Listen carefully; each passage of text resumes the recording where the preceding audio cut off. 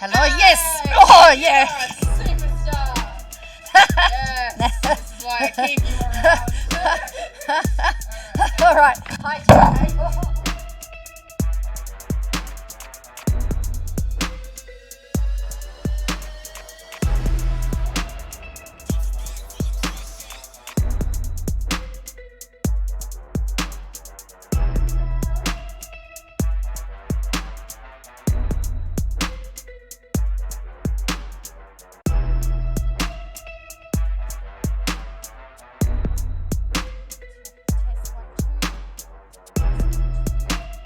Hello. Yep, now I can't hear it in here. Now I can't hear it in. Oh, yeah, now I can hear it here. Yep. Okay, yep. Good. Yeah. Oh, yeah, it's great. Now it's distorted, so it probably needs to, but then it just needs to come down a little bit. Yeah, it's fine. Yep, great.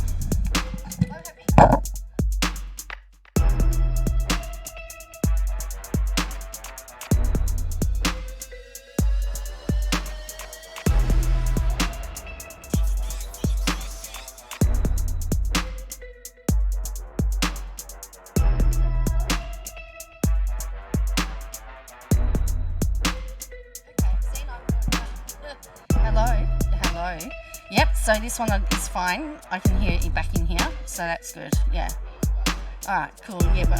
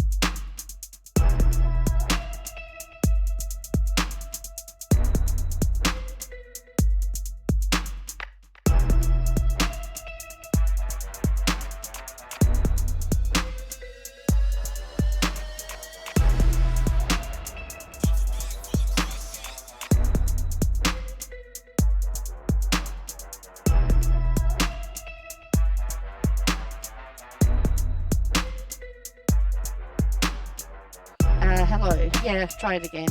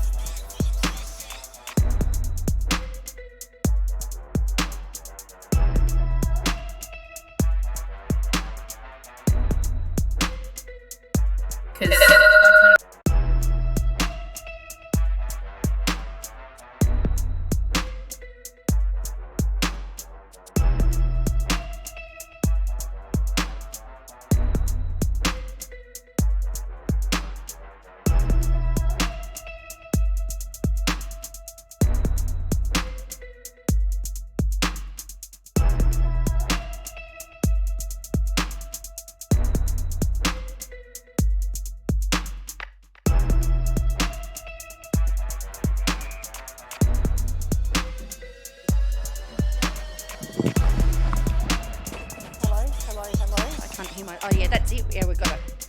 We did it. Okay, well done.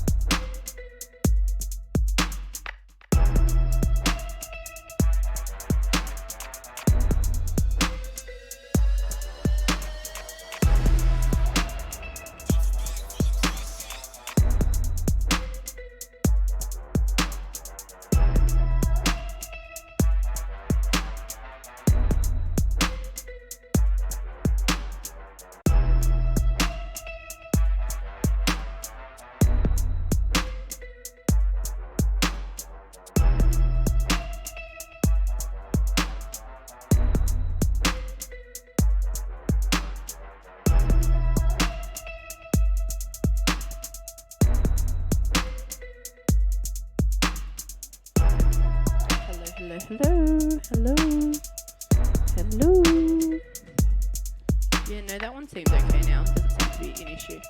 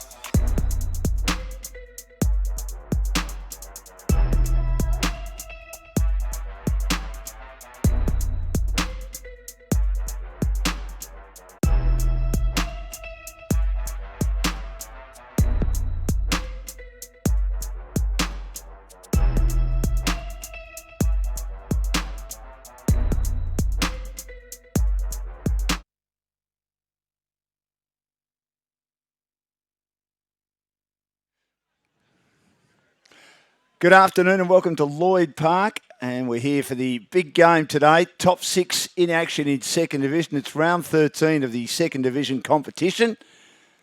A week off for the first division in the MPNFL, and we've got first against third. Langwarrin unbeaten this year, lost just one game last year. That was to the team they played today, Somerville, who've won 8 games and lost 4.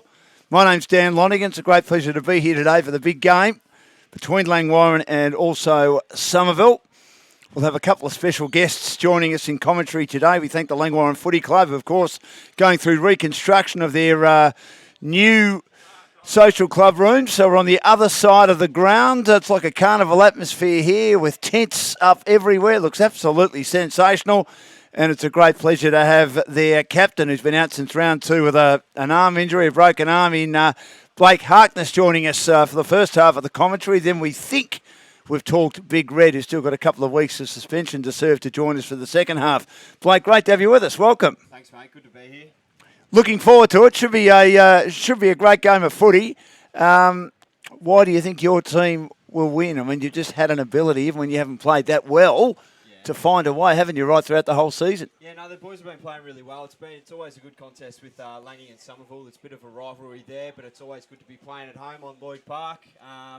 They've been playing quite good footy. I think our second halves have probably been better than our first halves this year. I think our fitness is quite good, but yeah, the boys look like they're going really well. We're just having a little bit of an issue with your mic at the moment, Blake, but we'll get you in just a second. But that's all right. Stay there, mate. That's fine. Now, both teams are missing a few key players. Blake Harkness is out. We know Jet Murphy's done his knee and gone for the season. We've got him now. Blake, great to have Blake with us. And as you were saying, it's a big opportunity for your side. How long before you're back?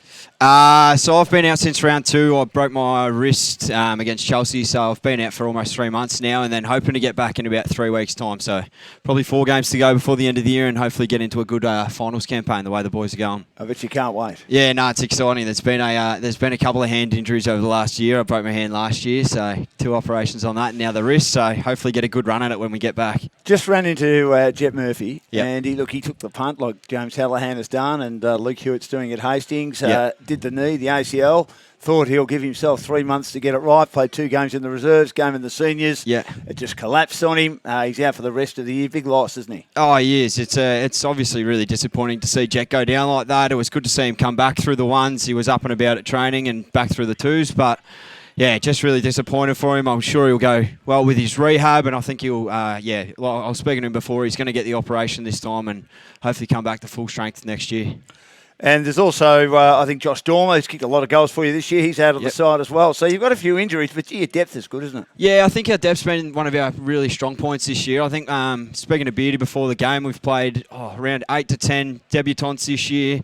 The 2s are playing really well. They had another good win today. 19s are dominating at the moment. So I think our depth's something that, going really well with. But yeah, when the injuries come up, it seems to be that someone else just comes up and takes their place. And tell us about young Moley, Gilo Moley, who's got the job as the ruck with Big Red out.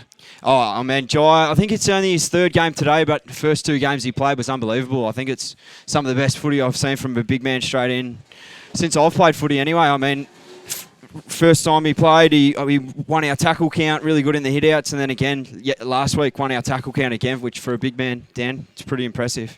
Now, naming rights sponsor today is Baked In Sorrento, our scoreboard sponsor, Jigsaw Finance, goal of the day for Wealthpool, mark of the day for Catapult, and a number of your players are wearing our Catapult GPS trackers. Young Blake Pullen, the man they call Pipe, Zach Andrew Arthur. Yeah. Interesting to see how many Ks he clocks up today. Chad Mulvogue, young Moley's going to wear it, and Joel Bateman, number 19. So we thank the club for getting involved in that. You've probably picked all the fittest blokes in the club. I think there'll be a few blokes in there, especially Joel Bateman trying to run up and down the wing, trying to get his Ks up. But yeah, no, it'll be interesting. I think Chad and Pipes will run an absolute mile today.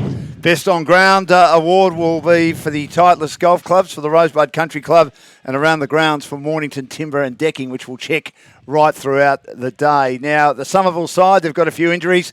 Their big loss is their big forward, Ryan Gillis. He stepped in a pothole on a football ground last week. I didn't know. I did see that he got injured. It's obviously never good to see anyone get injured. He's a good character for the league, and he's always pretty hard to play on. So it'll be interesting to see how they line up today up forward. What are you expecting?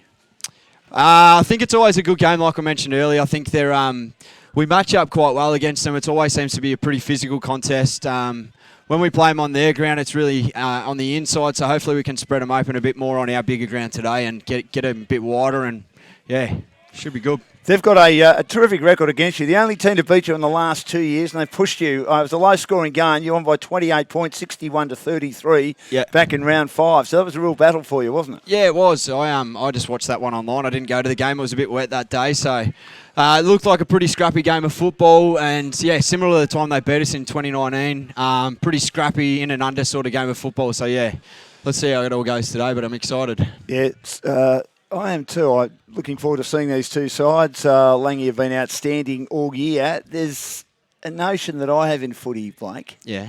That you might need to lose one. No, I don't buy into that. You don't buy into it? Nah, just Do you understand where I'm coming from, though, that you've been up for a long, long time? Yeah, no, I do understand the theory, but you can't beat the winning feeling. So I think you just keep on that high, keep winning, keep playing good footy. Don't need to lose one, I don't think. Well, it's going to be tough today for Summy. As I say, missing a few of their key players. Their coach, Brad Canavan, has made the decision to stand down at the end of the season. They'll be hoping they make the finals, but I looked at their draw. They've got a really tough draw. I mean, that loss to Coringal could come back to haunt them a bit. It was a very tight game. Coringal, we know, got the two big forwards.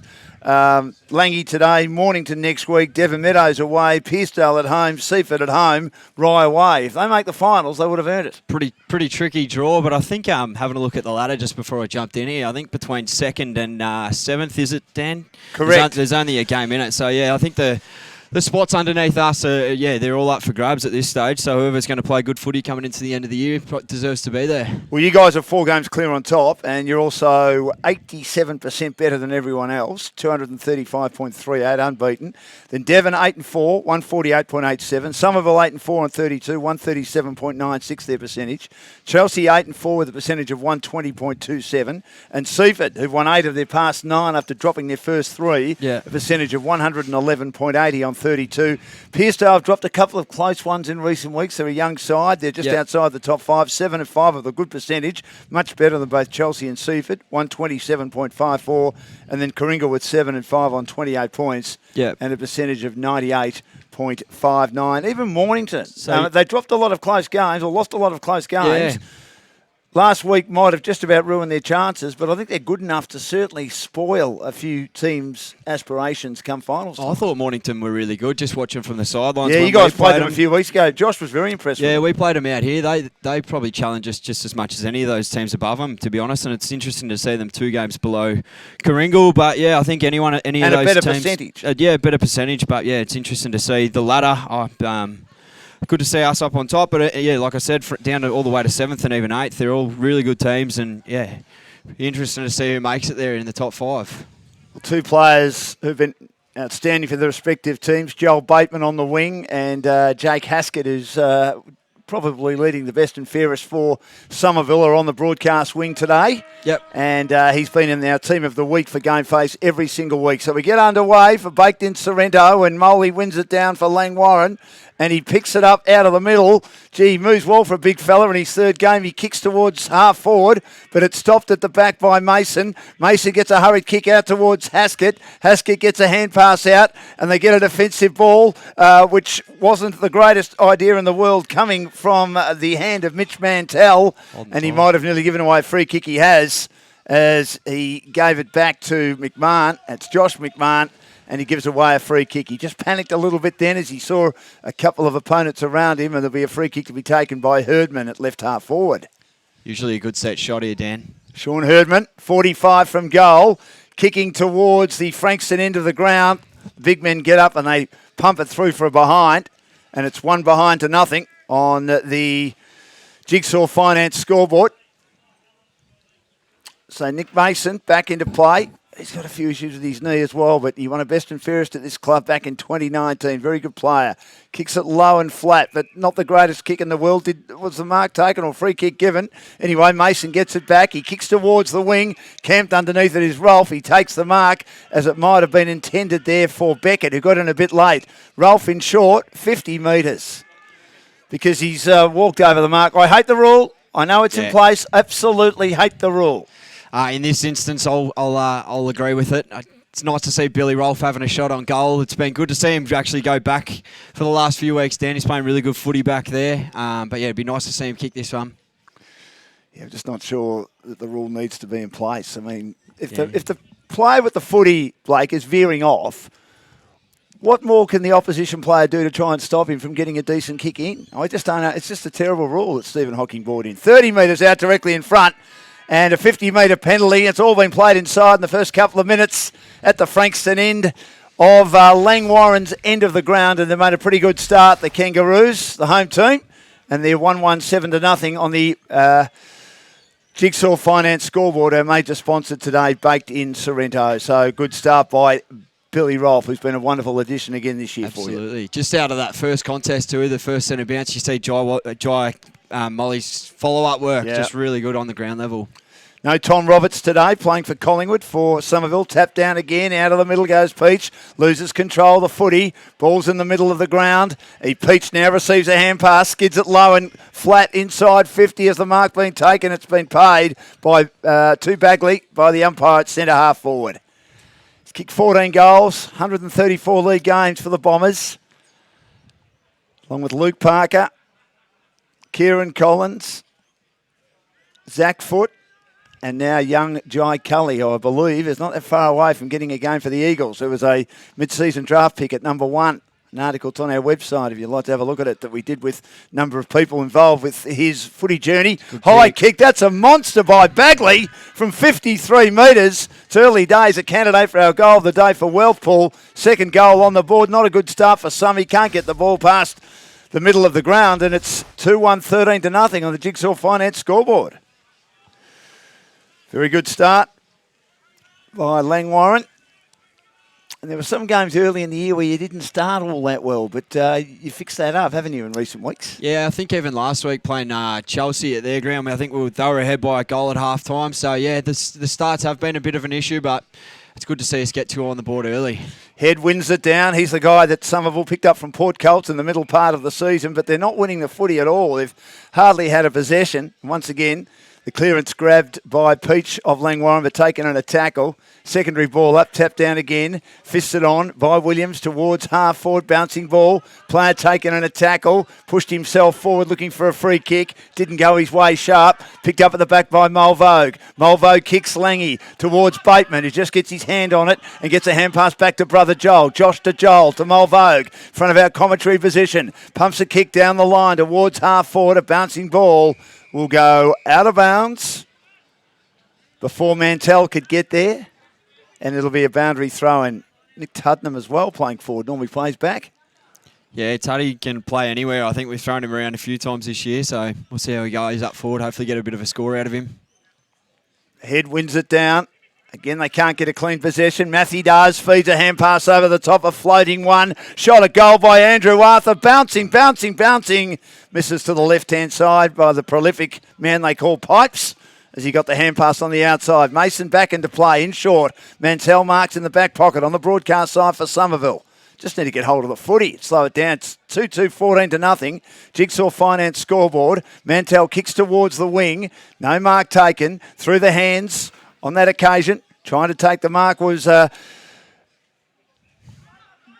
Beckett for the Somerville team. And it's run out of bounds by Joel Bateman off hands in front of the beer tent and also the portable club rooms, while the new social club rooms have been built on the other side of the ground.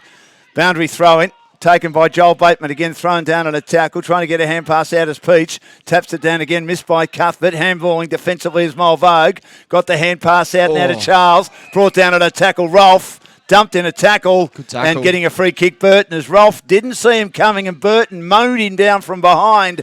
And he gets up a little bit gingerly, does Billy, and a great tackle by Luke Burton in front of our commentary position. Right half forward, 55 from goal. Not sure he'll have the distance to the Cranbourne end in this opening quarter. They just need to get their hands on the footy a bit and slow it down, as we said. 2-2-14, 2-0. Burton from 55. It's a good kick. It's just off target a bit and floats through for a behind. And they get on the board for the first time on the Jigsaw Finance scoreboard. Our major sponsor, Baked in Sorrento, on the margin, 13 points. So Rolfe will kick back into play. Which side will he go?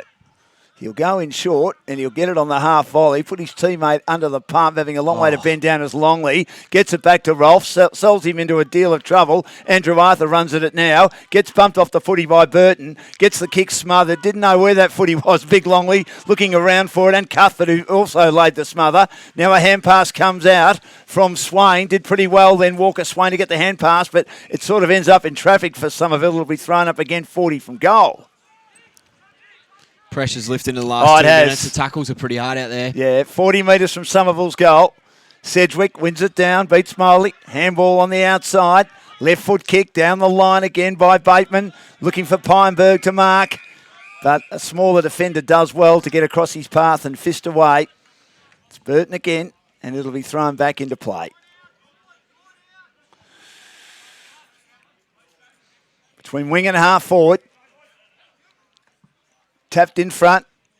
Head does well. Gets it down. Andrew Arthur threading hand past Moley. Missed by Peach. Peach is almost dragging that in. This is good play by Big Head to try and force him to drag it in. A lot of players around the contest. Jars free again in front of our commentary position.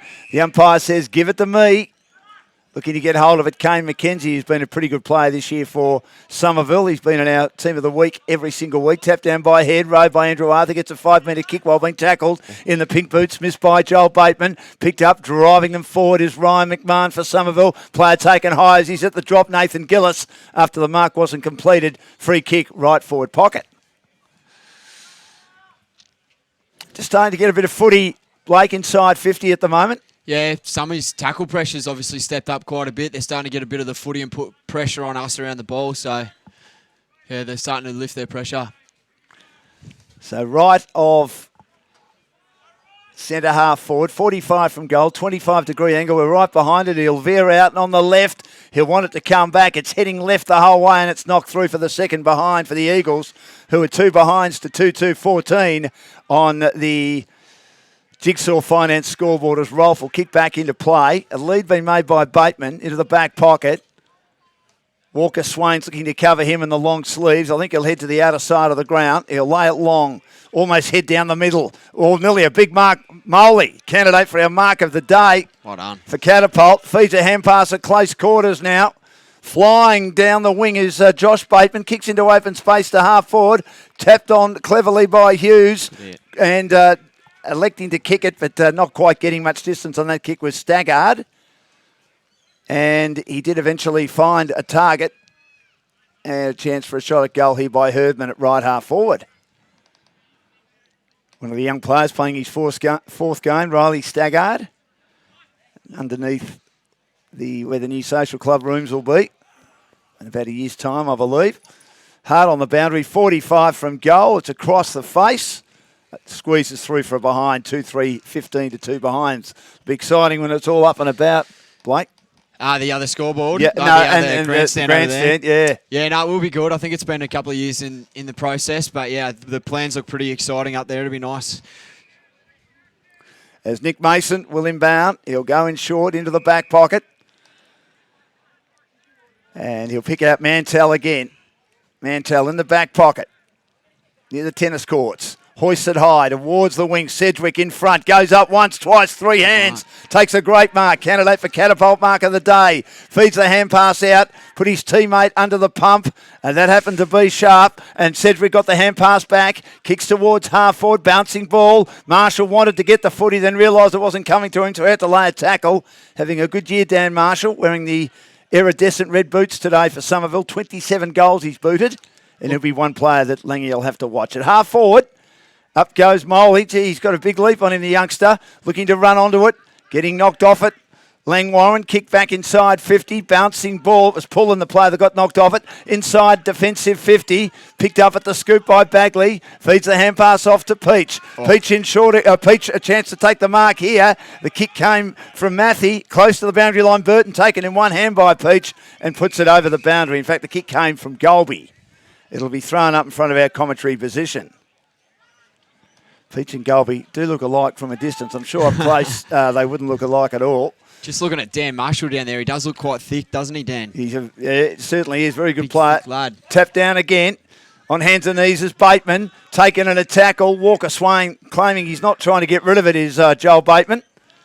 One of 5 players wearing the catapult GPS trackers today for Langwarrin. Thrown up once more. Open-handed tap.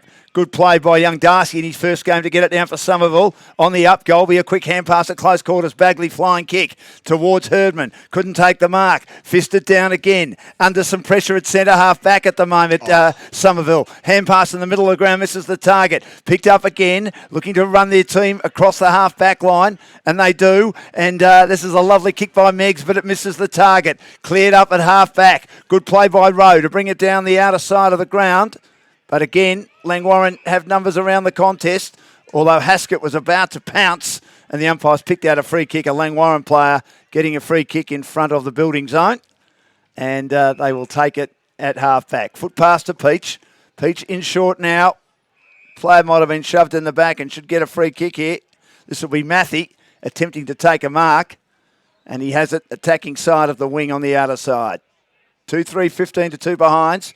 13-point lead, thanks to Baked In Sorrento, our major sponsor. He kicks down the line towards half forward. Good strong mark taken by Tuddenham, playing forward today. Right half forward, pokes towards full forward, looking for someone to mark. Mark not taken in the goal square. 10 metres out, a lot of players around the contest. Loose ball comes out now to Hughes. Hughes does well, taps it to his team's advantage. Goes back on it again after Josh Bateman overruns it. Feeds a hand pass out now. Good play by Longley to receive that hand pass from Meggs. His kick nearly gets run down. Somerville under pressure at centre half back. They look to try and clear it. Good defence, good forward pressure by the Kangaroos to hold it inside, attacking 50. And the umpire says, give it to me, it'll be thrown up. Lockie Williams, is he going to get a free kick against him? He is. Thought it might have been a ball up, but the free kick will go to Bateman. This will be Josh Bateman. Coming back after 2 premierships, Blake at Dramana and a handy addition. His brother Joel, of course, playing great footy as well. So Lockie Williams, one of the stars for Somerville. He'll go for a foot pass towards the pocket. Good hit and finds Tuddenham again. Tuddy's been good up there early. He has so far. Is 3 marks inside 50. A bit like a defensive forward in a lot of ways? I think the way Mason sort of uses it off half-back, I think paying a little bit more attention towards that, but then trying to hurt him the other way with Tuddy's hitting the scoreboard, hopefully. 13-point lead. Halfway mark opening quarter. Tuddenham hard on the boundary. On the outer side of the ground at the moment. Eventually it'll be the new social club room side. Tuddenham a high ball to the teeth of goal. Big fists go up and they manage to knock it through for a behind. 2-4-16 to 2 behinds on the Jigsaw Finance scoreboard. Baked In Sorrento, our major sponsor. And it'll be inbounded from fullback. It's McKenzie, high kick towards the halfback flank outer side. Couldn't get up and complete the mark. Ball's brought to ground. Loose ball, and now running out of trouble, getting his team forward. That's good play by Sharp, driving ball inside 50 to Marshall. Marshall has the field to beat, does well to get a boot to ball, and then it's hacked towards goal by one of his teammates who realised there's nothing he could do. He couldn't pick it up. He had opponents around him. It wasn't a bad effort. It would have been goal of the day for Wealthpool, and puts it out of bounds on the full as Marshall had two opponents around him, putting immense pressure, and charging at that footy was Harrison Paul. In short from Joel Bateman. Finds Pullen in the back pocket, in the white boots. Pullen kicks down the line again towards the wing. Big, strong mark taken by Jared Brown, playing his second game for 2 years. He came into the team last week. Handballs at close quarters. Kick to half forward by Charles. And once again, Summy just a little bit overzealous with their tackling before their opponents have got the footy, and Payenberg taken without the footy. Free kick at half forward for the Roos. It's good to see Boof back in the team at height. That little get-out kick from the back line, that long one up the line. Good mark. Did you think Jared would get back in? Hey? Did you think Jared Brown would get back in the team? Oh, I love playing with him. He's always good. I think he's a little bit older now, but, geez, he's still got it. Yes, as I said, first game back for 2 years last week against Chelsea. Remember, we haven't played a lot of footy for 3 years, so it probably flatters that a bit. Big kick by Payenberg to the goal square, and a strong mark last line of defence for Catapult Sports on the line.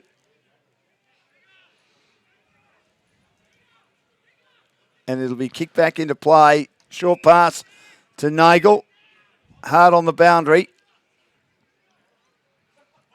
He looked to go across the face. Oh. The mark was taken by Mantell. So that's a candidate for our Catapult Sports mark of the day. Eventually picked up by Walker Swain. Wasn't a great kick by Nagel. He lost it, regained it.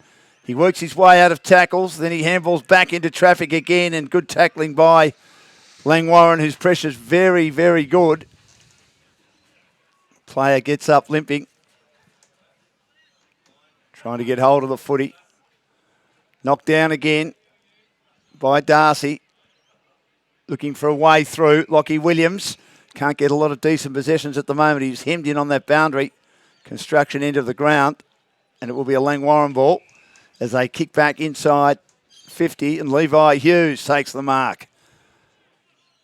At half forward, in short again, just loose marking by the Somerville boys, and the big fellow, Moley, takes the mark, the left footer. Right, half forward, 45 from goal. It's a bit too easy at times, isn't it, with their hit-up passes, Blake, from your team? This will be exciting to watch. Drives one of the biggest kicks of the footy I've ever seen. He roosts him when he's having a shot for goal. Coming in from Matt Norton, he's on the left. He kicks it high. Does he kick it long? It goes across the face. Mark not taken. Trying to soccer it through Mason after Mantell nearly took another candidate for Catapult Sports mark of the day. 2-5-17 to 2 behinds. Getting out and wanting to take a mark, and does, is Haskett having a great year. One of the favourites for the BNF, Somerville. Rare possession so far today, but Mason saw him quickly on his own at half-back. Now Langwarrin. Get numbers back, kick down the line, getting up once, twice, 3 times. Not able to take the mark as Cuthbert. Brings it to ground for the Roos. On the spillage, on the left as Mitch Charles got upended late by Mepstead. And a free kick down the ground to be taken by Tuddenham again. Left half forward, 55 from goal. They're just constantly getting the ball inside 50 at the Frankston end at the moment, the Kangaroos. But not putting the score on the board. He'll lob a little kick in towards the pocket. And big Jared Brown takes the mark. Still on about the 50-metre line underneath the light tower. I reckon he would have had the distance 10 years ago. Hasn't got it now. 10 years ago. 10 years ago. Gee, you're being a bit harsh.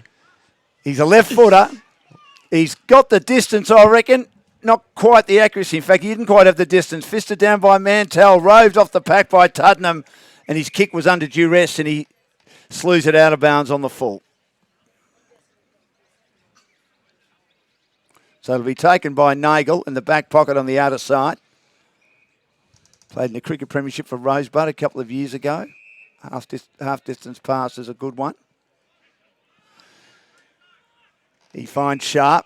Sharp spears now out to McMahon. This is Josh McMahon. And he finds a target on the wing, and this is Mepstead.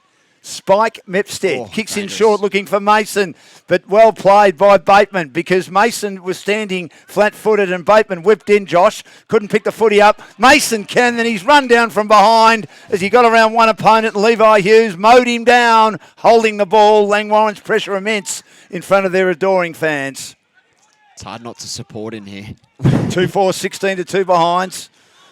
Handball's out now towards Bateman, who runs into trouble. Didn't know what to do. He got taken in a tackle. Feeds a hand pass back, had numbers. His brother Joel receives a 15-metre defensive hand pass. He has to go defensively again. Has a bounce. Cuts inside now to Peach. Peach takes it in one hand despite being confronted. Feeds a hand pass over the top. They've got numbers on the outside. Good play, Meggs, to get the kick towards half forward. On the left, kicking it low and flat. That's a lovely kick. Staggart, and he hits up a target at half forward, and this is Big Moley again. He moves well, doesn't he? He's everywhere. He's very impressive. His third game, he's right of centre half forward. He kicks it high, but kicks it long, as Blake said. Look at that, Look at high. Has it got the distance towards the goal line? Almost a big mark down there, not quite taken. And eventually cleared out of defence by Haskett. But to no one in particular, clean bowling, unfortunately, Ralph. But there's not a lot of support as it's hacked along the ground. Good play by Beckett to Sedgwick, but his hand pass misses the target. Goes back into layer tackle on Longley, who pounced on it for Langwarrin. Ball's in the middle of the ground. It's still to be won. Trying to soccer it out. It was Herdman. Can't get it. Picked up by Mason. Kicks quickly, but it's marked defensive side of the centre square by Pienberg. Pienberg will flick a kick on the switch out towards the construction side of the ground. Away goes Mulvogue. Arches the back. Hits the ground running. Has a bounce. Kicks towards half forward. Delivery not outstanding. They get numbers back now, Somerville. Handball not brilliant. Doesn't quite find the target, but now they've got numbers able to run off. Haskett receives, and then he cuts it straight onto the chest of Pienberg, playing a kick behind the play. Dishes off by hand to Rolfe. Rolfe kicks inside 50, but a comfortable mark at half-back again, taken by Burton of Somerville. Burton has a bounce, barrel-chested, runs through the middle, wobbles a kick inside 50. Golby's there, in front of Marshall, allows the ball to fall. Marshall goes in again, may have gotten the back of an opponent in Charles, picked up at the back and wobbled forward. A good attempt to kick a goal on that occasion, not missing by much. It's a behind, and it came from the boot of Beckett. 3 behinds to 2-5-17, margin 14 points on the Jigsaw Finance scoreboard, baked in Sorrento, our major sponsor. And into play, Rofe. In short, into the back pocket, finds young Charles, taking the mark in the back pocket. Charles will kick down the line again. Brown is there, Rowe with him for Somerville. Off hands, out of bounds. It'll be thrown in front of our commentary position. Probably could have steadied a bit more than Tom Beckett to kick that goal as he wobbled it along the turf to a vacant goal square. Blake? Yeah, I think the ball's just been hot for the last 10 minutes and no one's really kicked a goal in a while. There's just a lot of pressure on the footy, which is good to see. Inferred pressure too a bit, bouncing in front of Head. Head fists it down.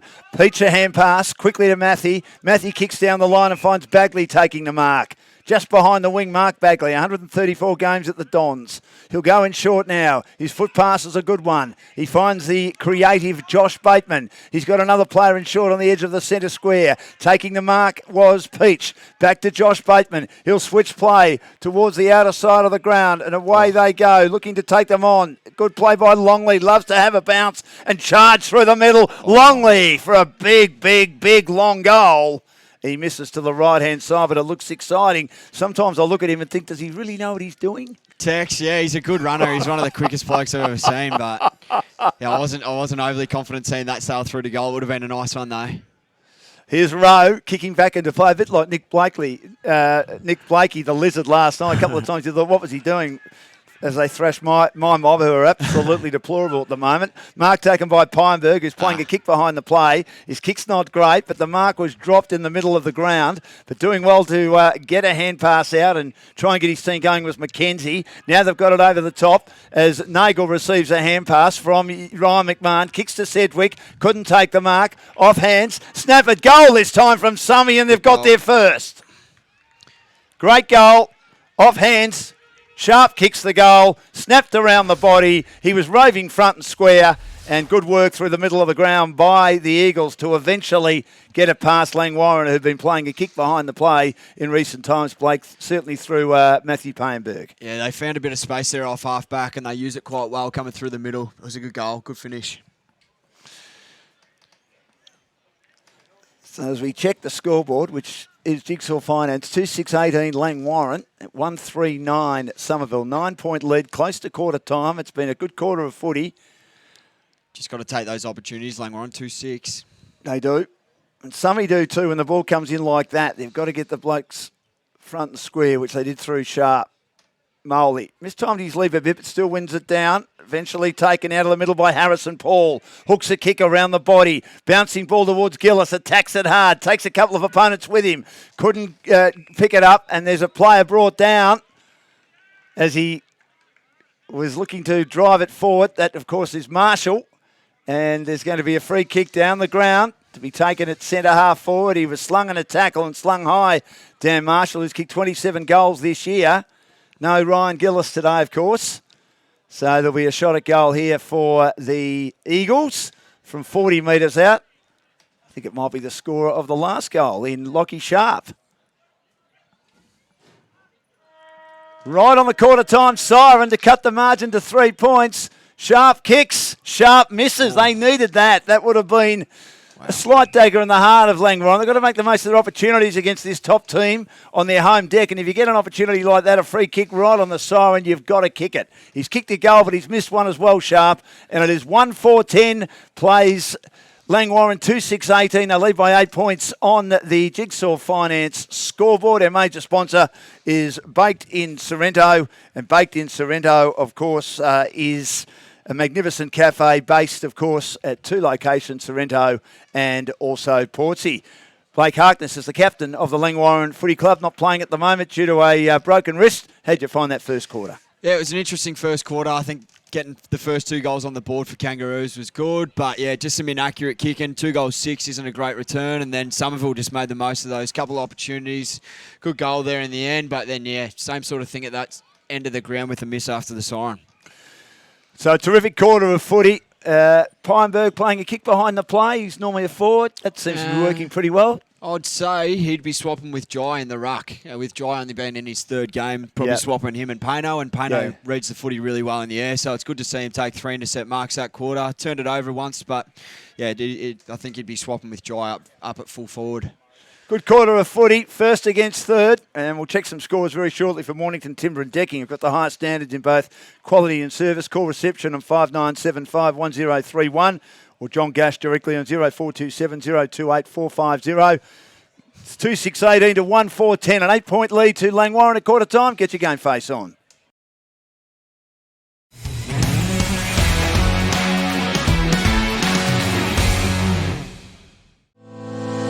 Hi, I'm David from Jigsaw Finance. If you're looking to purchase a home or an investment property or even refinance your home loan, at Jigsaw Finance we can put the pieces together to make it work for you.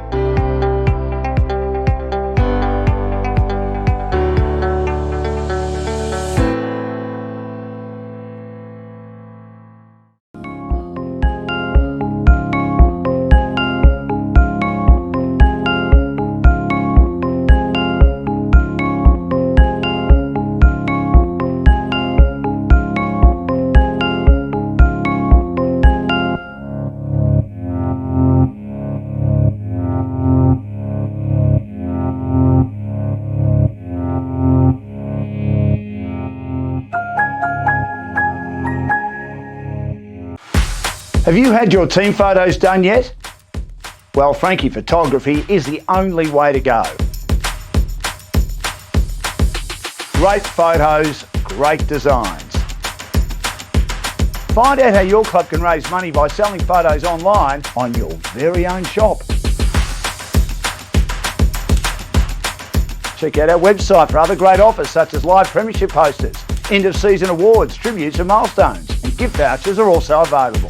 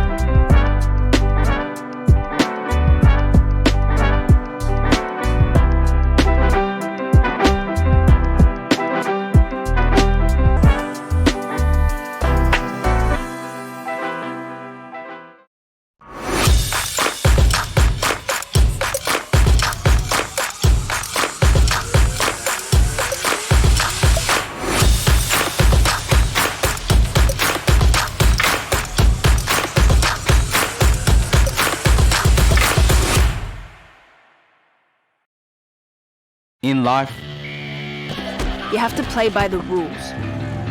Fit in don't be too thin. or too bulky. You have to be perfect. Try harder. Go faster. Know your limits. Calm down. You shouldn't be doing that. Wearing that. Eating that. Suck it up. Suck it in. Boys don't cry. Girls don't fight. You can't do that. You watch this. There's no right way. No wrong way. Only your way. Anybody, Anytime.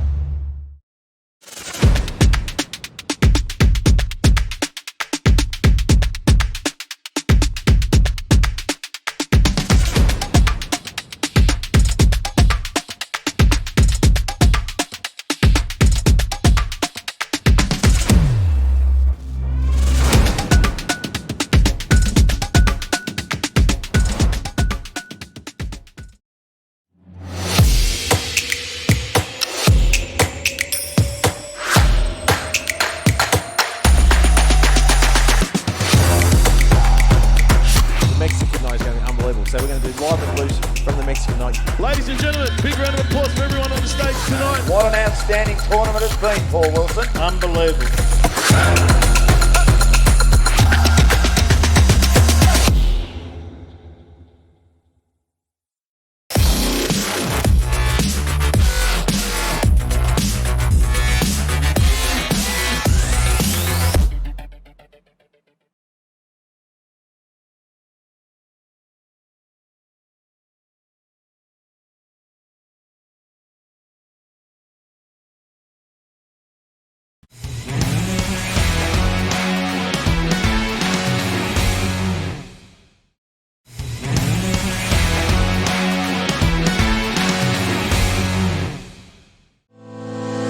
Hi.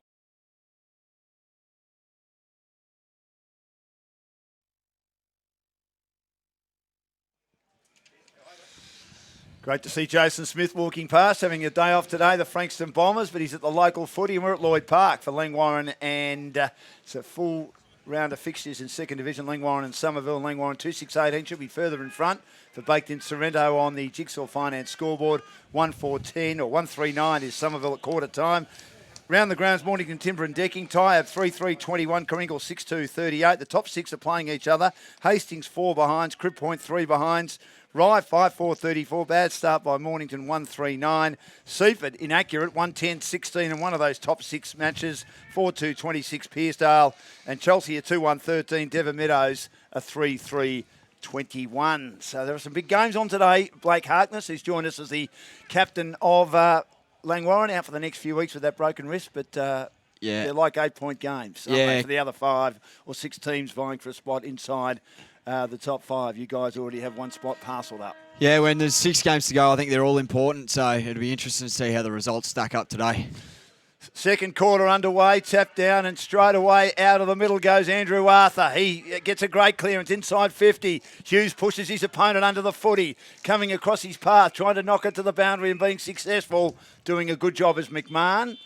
Their cousins, Josh McMahon, number 4, Ryan McMahon wearing number 7 for Somerville. Josh Young missed out today. He's the 23rd player. His brothers, Hayden at Fremantle, Lockie at North Melbourne. Big fist by Pyrenberg towards the 30-metre goal square. And I think Hughes might have laid a tackle that was a little bit clumsy. And Mason is the recipient at half back. He's got a player making a lead for him in Burton. It's a good kick. He goes wide to the outer side and he finds a target. Taking the mark at half-back. Lockie Williams. Kicks down the line. Cuthbert's there. Fists away. Rode by Marshall. Just inside the boundary. Throws the ball on the boot. Kicks to half-forward Sedgwick. Couldn't take it cleanly. Couldn't keep his feet either. Boundary thrown in front of the Somerville coach's bench. They're 9 points down. What do you think Blake and Josh would have said at quarter time? One's very laid back. The other one's a bit more intense. Yeah, I don't know who would have taken the quarter-time speech. I think it might have been Beatty just to have a bit of a cool head. But, yeah, I think they'd just be disappointed with the inaccuracy in front of goals, just taking your opportunities when they come up. So I think the boys, that'll be the focus this quarter. Williams hurried to kick inside 50 and and then towards full forward. Goes to the back of the pack. Good contest at the back is Gulby's there. He overruns it. Picked up by Paul. Paul picks up, snaps, and kicks narrowly. Misses to the left-hand side. Good contest, as there was a deep kick inside 50 to the tennis courts end of the ground, or the Frankston or southern end of the ground. And then it was worked away by Langwarrin, but he was worked off the line of the footy Gulby by Paul. He's got a big body on him, the youngster for Somerville, and he snapped and just misses. 1-4-10 to 2-6-18. Charles has the footy at half-back from the kick-out. Kicks his team down the line, Langwarrin on the outer side of the ground. Bounces to the back of the pack. Running onto it now is Moley. He moves quickly, as we've said, but his kick is intercepted comfortably at half-back. And Mantell, one of the more solidly built defenders for Somerville, takes the mark. He spears it up to centre half-back. I think he was a state basketballer as well, Jai. Very good basketballer, and then switched to footy. Burton in short. Oh, mark dropped. Should have been taken. Plays it to his own advantage now. Try to get a hand pass out Brewer. It slips to the other long-sleeved in the green boots in Paddy Nagel, Jason's son. He chips a kick towards the wing. Taken by McKenzie. McKenzie taken in a tackle. Loses control of the footy. Peaches there with Andrew Arthur, who laid the tackle. Now he slips a long 25-metre hand pass out to Longley. Big Tex loses his footing. Does well to paddle it out. They've got numbers everywhere. Good play by Charles. Gets the hand pass to Bateman. Back to Charles. Has it blanketed down by Beckett. And over the boundary and out of bounds. Good contest. 8 points the lead. Langy in a real scrap at the moment. Blake? Yep. 2-6-18 to 1-4-10. We're looking for a BOG for the Rosebud Country Club for the Titleist golf balls. Moley to do the ruck work. Young Darcy in his first game wins it down at the drop. Handball comes out. Good entry. By Joel Bateman. Nice entry. Kick came from Andrew Arthur, and on the end of it, Hughes takes the mark. That's good footy, isn't it? Nice clean hit up inside forward 50. Hughes, right half forward. Bit of a character, Levi. He's got a bandage on one knee, which has no tats, and no bandage on the other knee, which has 100 tats. Nickname Nuts. Right at half forward. Can I ask why, or should I know the answer to that? Number behind, 2-7-19 to 1-4-10. I think he honestly just calls everyone he meets nuts. Nuts. 9-point lead.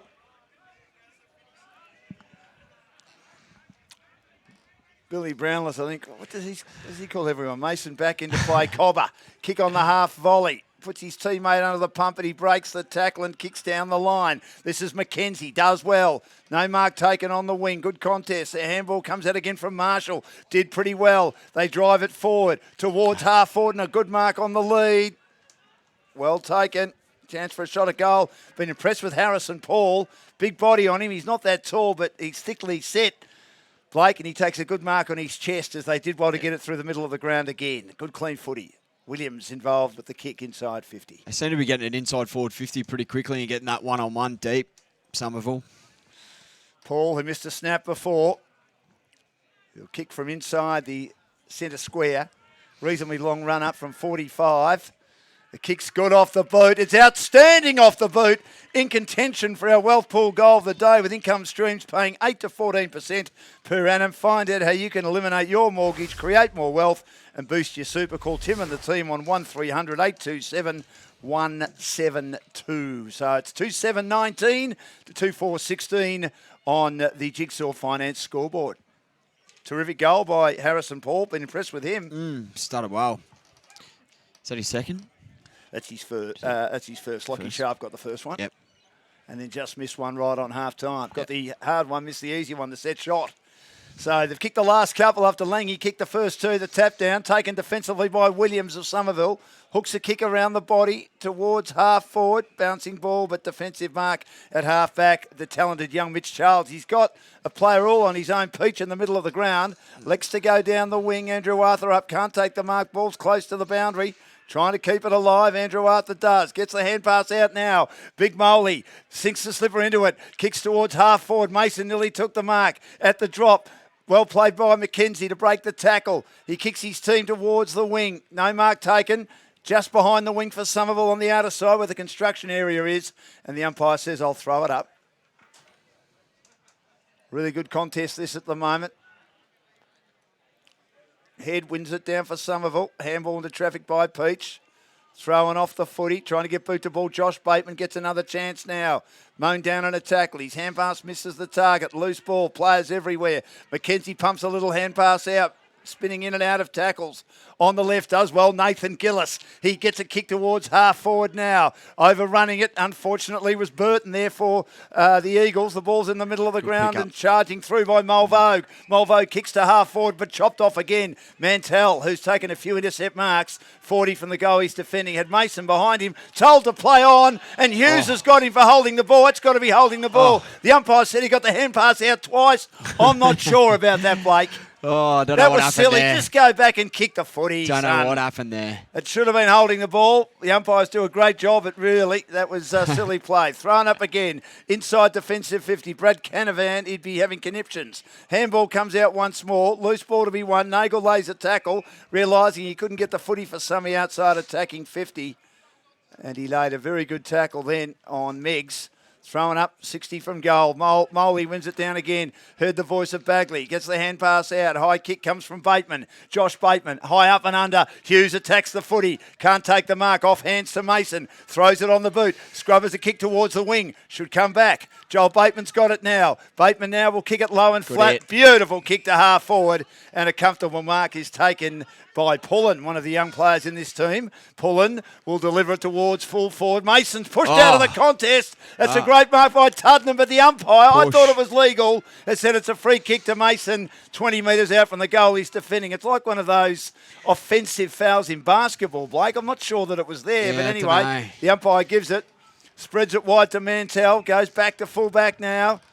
And on the left, Rowe. Rowe kicks long, sinks the slipper into a Brewer. Wasn't able to take the mark. Bateman can't get there. He's one of the 5 players wearing the Catapult GPS trackers. That'll also look at our mark of the day today. And it'll be a boundary throw in front of our commentary position. 2-point lead, 18-16 in favour of Langwarrin. Good contest. Knocked to the back by Head. Working hard as Paul. Lays a tackle on Bateman. Nearly got rid of him. Can't. That's holding the ball. No doubt about that. Yep. Isn't he playing well? Harrison Paul. My first really look well. at him. Yeah. Yep. Hard as a cat's head. Built like the proverbial. Handball's on the outside to Haskett. Haskett kicks down the line. Kick misses the target. The intended target looking to take the mark was Ryan McMahon. And it'll be a boundary throw in between wing and half forward. Mulvogue was with him.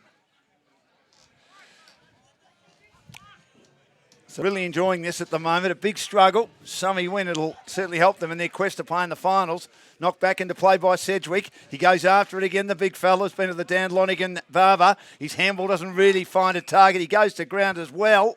May have caught one in their head too, Ben Sedgwick, as there are players trampling everywhere looking to get hold of the footy, fossicking hard. And players from both teams go in and just make sure he's okay. I think there's going to be a ball up. Yeah, I just think he copped one accidentally in the head, Blake. Yeah, I didn't quite see that one, but he looks like he's in a bit of pain. I think he'll be right, though. Tough man. He's kicked 10 goals in the last 4 matches for Summy. He's played most of his footy in defence. Remember at a final against Coringal in 2019, they put him forward and he nearly turned the game when they had Fermanis and Hogenberg, those big bodied mids. He's coming off the ground.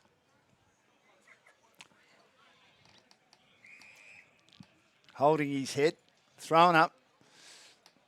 Talking of heads, Head wins it down to Paul, who roves brilliantly for Summy, kicks long inside, 50. Nearly a mark taken, not quite. Punch to the front, good tackle laid. And not able to get his boot to ball. Trying pretty hard. Deep into attack. Was Lockie Sharp, was gobbled up on a tackle, 20 metres from goal. Thrown up again. Cleared out of defence by Langy towards Pineberg. Has to fist it down. Couldn't take the mark. Back inside 50 again. Pushed to the line of the ball. Mulvogue. Quick kick by the Kangaroos, but straight into bodies. The pressure by Summy pretty good. Having a shot at goal at Sharp. Goes across the face and now out of defence. High ball from Ryan Smythe. He was under some pressure and the kick will come straight back, marking right in the middle of the ground. I love the game of Mantell. Mantell will kick towards half forward, a speculative kick. Puts his teammate under pressure. Feeds a hand pass on the outside to Haskett. It came from Williams. Haskett hooks a kick back, but he kicked it off balance and a comfortable mark taken by Gulby. Their small defender, last line of defence. They're under pressure. They lead by 2 points. No score for a while on the Jigsaw Finance scoreboard. Kick down the wing and on his hands and knees, on his backside, Bateman gets a hand pass out, but the kick is scrubbed straight to Mansell again. One of the best on the ground for mine for Somerville. Kicks towards half forward. That is an outstanding kick, and Sharp takes the mark at right half forward. Summy just lining up well behind the footy there. They had They about are. 3 or 4 behind the footy, so there was nothing to kick to for Langwarrin.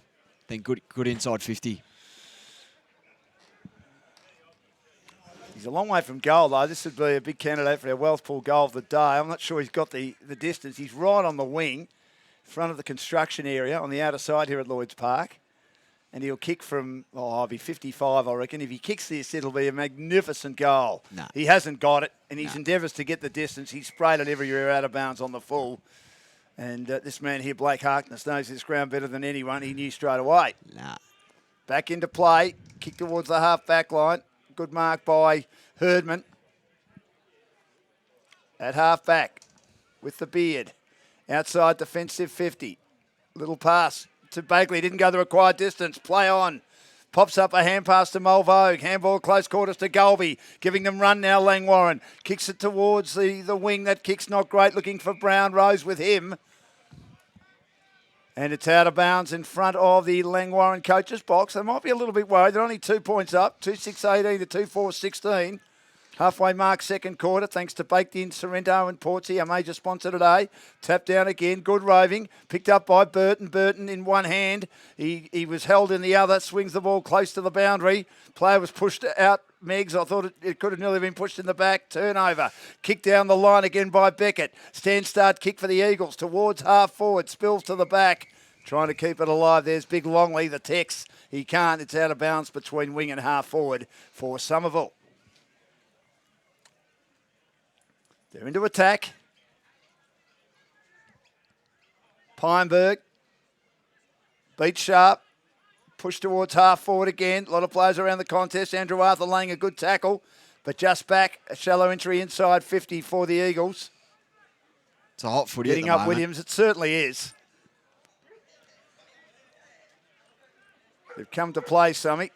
As Mick Malthouse would say, what do they come to play, marbles? Someone once asking that question at a press conference. Marshall receives a hand pass. That was a death wish. I was there that day, Blake. Good play by Williams to spin in and out of tackles as he received the ball 40 from goal from the Marshall scrubbing ball, but just misses to the right-hand side. But the snap cuts the margin to 1 point, 2-6-18 to 2-5-17.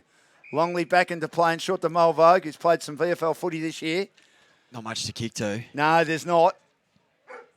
Both teams push towards the broadcast side. He has to take on opponents. Handballs over the top as Walker Swain approached him. Player was tripped and lost control of footy for Langy. Picked up by Walker Swain. Pops a kick inside 50 and a great mark. Candidate for mark of the day for Catapult.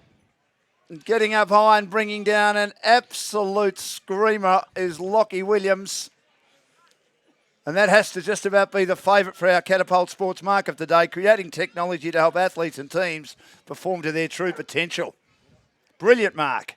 And, of course, a number of the Langwarrin boys wearing the Catapult trackers today, including Joel Bateman, Jilo Moley, and Pullen. This to put his team in front. Lockie Williams, they've kicked the last three, the Eagles. They're in front. 3-5-23. Blake Harkness looks at me with a funny look on his face. Yep. 2-6-18, a 5-point lead. They're playing pretty well at the moment. Some are playing really well this quarter. They're just, like I said, setting up well behind the footy, good pressure on the footy, and yeah, just converting in front of goal. Need a bit of a spark from Langwarrin. What do they need to do?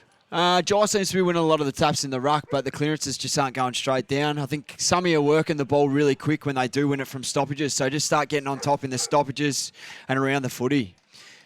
It seems pretty scrappy too. There's no real hit-ups, mark. So just try to get the footy in our hands. Thrown up. And out of the middle, this is a bit better. That's better. Storming out of the middle is Bateman. Has a bounce. Kicks long. Inside 50. Hughes takes the mark last line. That's better. They win a clearance and Josh Bateman goes bang. Kicks it long. Hughes is on a bit of an angle. He was looking to try and straighten up, but he has to go back and kick it acutely, Oh, and he nah. misses. No, he really... Nah. Well, I don't think he took his time.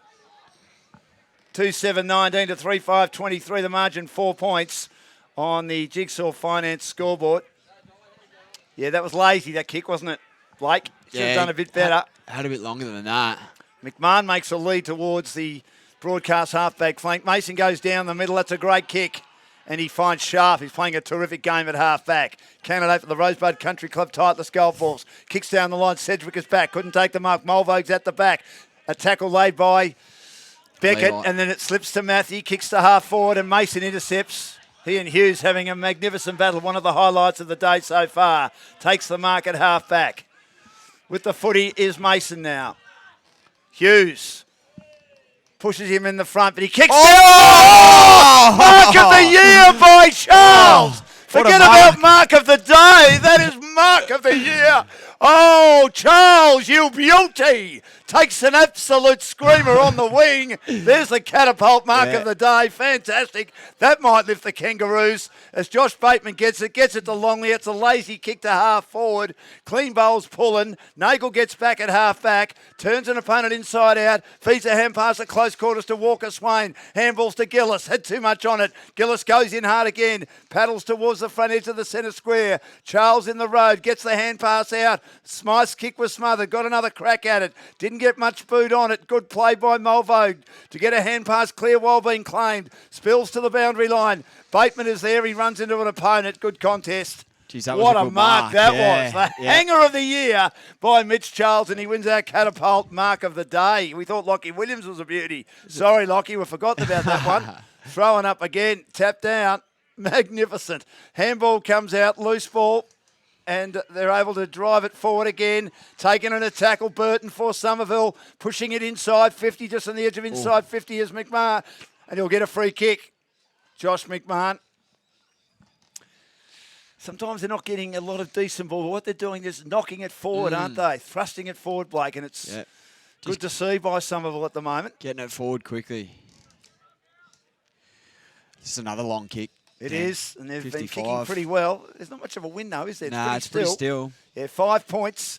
He kicks it long towards the teeth of goal. The big defenders get there for Langwarrin and fist it over the boundary 10 metres away from the goal. They're defending, and they're doing a lot of defending at the moment at the tennis court end of the ground, southern end of the ground here at Lloyd Park. 3-5-23 to 2-7-19. Just seen the mark of the day and mark of the year by Mitch Charles.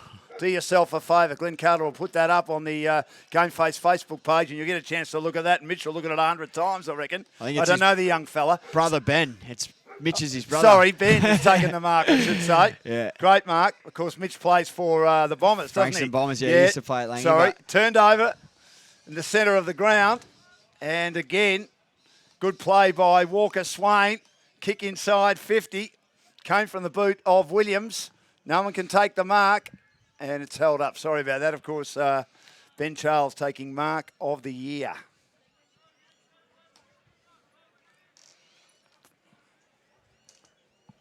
.30 metres from goal. Tap down again. Quick hand pass. Peach. Mulvo gets a shepherd from Peach. Charges across the half-back line. Not much to kick to. He goes again. The tackling was great by McMahon. Forces the kick to be speculative at best. And then it clean bowls, unfortunately. Big Moley. Socket off the ground by Somerville towards the wing. Hacked forward again by Matthew of Langwarrin. Taken now by Herdman. Herdman kicks inside 50 over the head of Brown. Rowe gets back. Can he pick it up? Taken in a tackle. Gets the hand pass off. Quick defensive kick comes from Mantell. Mason up. Couldn't take the mark. Herdman with him. Punches it down. Good sharking by Matthew. Back inside 50. And the sitting duck there was Staggard. Great fist from the side by one of their key players down there in Brewer for Somerville. Puts it over the boundary. Couple of good contests there in the air. It's always good seeing Sean go at the footy like that. Boundary throw in once again. Big fist by Head towards centre half forward. Matthew picks up. Gets the hand pass out to Peach. Handball misses the target. Loose ball. Williams in there in front of our commentary position. They hang on to this lead at the moment. It's a really good contest.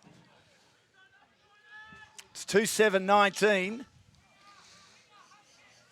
to 3-5-23. A 4-point lead close to half-time. Langy yet to kick a goal this quarter. Some of you have kicked the last three. One down by Moley. Threads a hand pass forward to the play again to Bagley. Bagley tagged. Has to handball back to Matthew. The umpire said he got rid of the footy free kick. Advantage called. And everyone stopped bar Peach, who slots the goal. But the umpires called it back.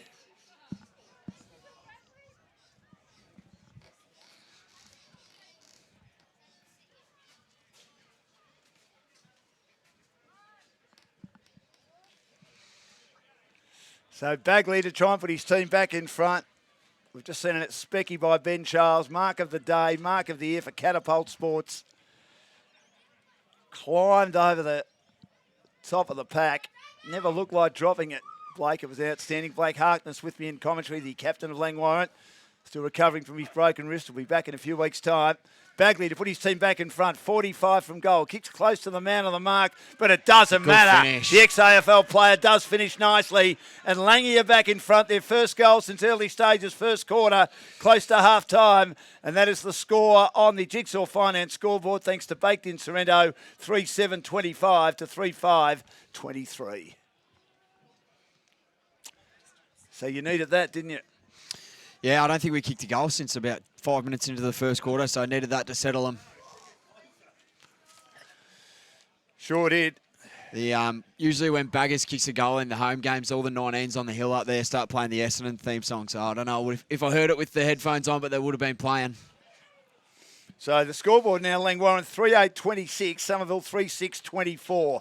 We can't really see the scoreboard from here, but thanks for that. So it's a 2-point lead, close to half-time. Out of the middle again goes Summy through Bagley. He hits the target beautifully, pulling inside 50. Oh, one-hander. We've seen some great marks for the Catapult mark of the day. Still think Ben Charles has got it, but Moley, he had an opponent right with him, and he somehow just stuck the hand out. There wasn't much in that. Nice and sticky. Oh, beautiful hands by young Gilo Moley in his third game in for Big Red, who's in the middle of a 5-match suspension at the moment. 45 from goal. He kicks it high. As he kicked it accurately, it comes back. It's right on the line. It's knocked by Mantell. It stays alive. Picked up again by Hughes. Gets the hand pass out. Pulling snaps. Pulling goals. Candidate for goal of the day for Wealth Pool. Bit of breathing space for Langy right on half-time. 4-8-32. Somerville 3-6-24 on the Jigsaw Finance scoreboard. Whew. Getting a bit pumped up, mate. Yeah, it's always, I've gotten used to sitting on the sidelines and watching, but yeah, it's always hard to sit on this side of the boundary. 2 goals to Bagley, by the way. He's kicked 16 for the season now. Especially in a close game like this. A couple of quick goals from Langy definitely help. After Summy, he kicked the first 2 of the term. One of them a great mark by Williams. Then we saw the Dan Charles specky. And then we've seen another sticky mark for Catapult Sports, creating technology to help athletes and teams perform to their true potential. And a number of the players from Langy today wearing the Catapult Sports GPS trackers, including Zach Andrew Arthur, Mole Vogue and Moley, along with Blake Pullen and Joel Bateman. Ball's in the middle of the ground. Socket out. Taken, quick hands, beautiful by Walker Swain. Got it out to Nathan Gillis. He's met late by Bateman. Kicks to half for a beautiful kick. Lovely kick, and this man's been impressive, as we've said a few times, Harrison Paul, and trying to also issue instructions where his opponent, Dan Charles, the specky taker, should be standing. That was a beautiful piece of play by Nathan Gillis, and a good mark by Harrison Paul on the lead, who's been very, very creative at left half forward to give his team. A lot of their shots to be seem to be having around this 50 mark. Quite long shots on goal. Connecting too, haven't they? Yep. Right to the teeth, or actually straight through. He kicks through the footy, across the face a bit, to the teeth of goal. No mark taken. Again, Langy's defence solid. They fist it through for a behind. And the margin is 7 points close to half-time. 4-8-32, 3-7-25. Jigsaw Finance scoreboard. Experience the difference with the right home loan at Jigsaw Finance. Dave and the team. He's got the week off today. He's the opposition analyst at Sorrento. We're going all right in first division. Back into play. Ryan Smythe takes the mark. Kicks down the line to Matthew. Has it fisted away by one of the long sleeve players at Summit. Got a few of those today. And that being Walker Swain over the boundary on the wing. Slightly attacking side for Somerville at the southern end or tennis courts end of the ground. Back into play. Boundary throw in again. Tap to the back. Good roving once more by Good spot. Harrison Paul. Gee, didn't he crumb that well? Kicks it long, deep towards the goal face. Head was there, went over his head. He's paying hold the Excuse ball. the pun. Paying And hold the the ball. umpire's going to pay holding the ball. Now, the Langwarrin players on the bottom of the pack, how could he get rid of that? I mean, again, I don't like that rule much because all he could do was basically keep it under his legs because he had opponents around him, making it impossible for him, Blake, in that exchange in the goal square to get it out. So the free kick to go to Mackenzie. I'm just going to sound like a one-eyed supporter if I No. say it wasn't there. I mean, if it was going either way, he's kicked the goal from the goal square. And he's put his team back within a point, 4-7-31 to 4-8-32. It is a rule that I think they say ball up because there's no way, whether it was a Somerville player or Langwarrin player on the bottom of the pack, that was going to be able to stop the footy. It looked touch and go. I'm not sure if it was there or not, but play on. Unbelievable. Yeah. That was special. I've been trying to get the replay on the internet. 1 point lead. Right on half time. Hey. Am I on? Ben's almost taken a few of those this year. A couple of nice marks in the back line, but nothing even similar to that. Unbelievable. Glenn Carter, our boss, asking the questions about Ben Charles's ability to take the big specky, which is our mark of the day, mark of the year for Catapult Sports. So Mackenzie kicking a goal from a controversial free kick. No doubt it was controversial. But anyway, the umpires do a great job and they give the decisions the way they see them. But again, I don't think it's a decision that should be given in footy at all levels. Out of the middle again, trying to crash the pack, I reckon, was Marshall. Didn't go with the footy. Bagley does. Feeds the hand pass off to Bateman. Bateman on the fly, Josh. Long to Hughes. Can't take the mark and getting back and knocking it through for a behind. Good defence. Doing a good job is Big McDonald. And Mason will give it now to Luke Rowe. Played cricket for Somerville. They got beaten, of course, in the final in the B-grade comp this year by Pines. And Luke Rowe back into plays, back with, after a rib injury, kicks close to the boundary. No one can take the mark. It's off hands. Defensive give to Haskett. High up and under kick. Not having a big influence today, Haskett. And trying to get his hands on that one. Close to the boundary was Rowe. It's scrubbed down the boundary by the Eagles, close to the line. And not kept alive. Cuthbert was there for Langwarrin. And it'll be a boundary throw-in near the Summy coach's box, and Brad Canavan will be happy. 1 point lead. Boundary throw-in. Players been pushed off the footy when he didn't have it. Looks like it's on. Andrew Arthur. On at And it is half-time. on. It is on behind the play. It's on. Pushing and shoving. Andrew Arthur certainly received one. He was flat and front on. And then they've come from everywhere. It was a radio station, Blake, many years ago, and they went off the air for a while because the expert commentator got a bit excited with his language. I won't go down that path. He did use the term, they've come from everywhere, but he used another phrase in there. I don't think you need to be a road scholar to work out what that was. Anyway, yes, it'll be dissipating pretty quickly. Great half of footy, 4-8-32 to 4-7-31. They're still sort of having a bit of a push and shove. It's a 1 point lead on the Jigsaw Finance scoreboard, thanks to Baked in Sorrento, great cafes at Sorrento and Portsea, and the umpires sort of trying to stop them there as they're still having a little bit of a chat on the other side of the ground. We'll go round the grounds for Mornington Timber and Decking, and as I said, it's Langwarrin leading Somerville by 1 point. Tyab trailing Kringle by 31, 9-7-61 to 4-6-30. They would certainly keep Kringle in the hunt, remembering the top six are playing each other, and Kringle the seventh, with a percentage that needs a booster. Hastings at 4-7-31, Crib Point 3-5-23 at Crib Point. Rye 11-8-74, Mornington having a shocker, 4-3-27. Wow. Seaford at 4-13-37, 17 scoring shots to Pearsedale's 13, 7-6-48. They'll be disappointed with their output.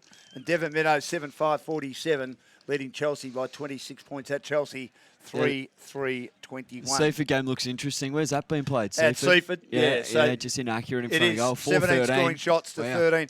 Pearsedale win, they go to 8 wins. Seaford lose, they remain on 8 wins. Chelsea lose, they remain on 8 wins. Devon win, they go to 9. Somerville win, they go to 9. I know you want to keep winning, Yeah. but you're still 3 games clear on top, so it's not as urgent. I know you've got to beat these sides to win the flag, but it's not as urgent as other teams in regard to winning. But I know it's all about the winning culture. Yeah, of footy yeah. I clubs. think having the start that we've had is always going to be good. I mean, being undefeated at this stage of the year is always going to be good. You sort of set yourself up well to have a good final series. But yeah, always watching what happened in the other games, and it'd be interesting, like we've said, to see who makes the top 5. Well, it is caught. It's half time here, thanks to Jigsaw Finance. 5-3-33. Sorry, 4-9-33, and Somerville are 4-7-31. So they've adjusted the score. It's not 1 point, it's 2 points. And as I said, we can't actually see the scoreboard. It's to our left. We can sort of see the score of Langwarrin. We can't see the score of Somerville for Jigsaw Finance, but Joanne and Holly certainly helping us out with that.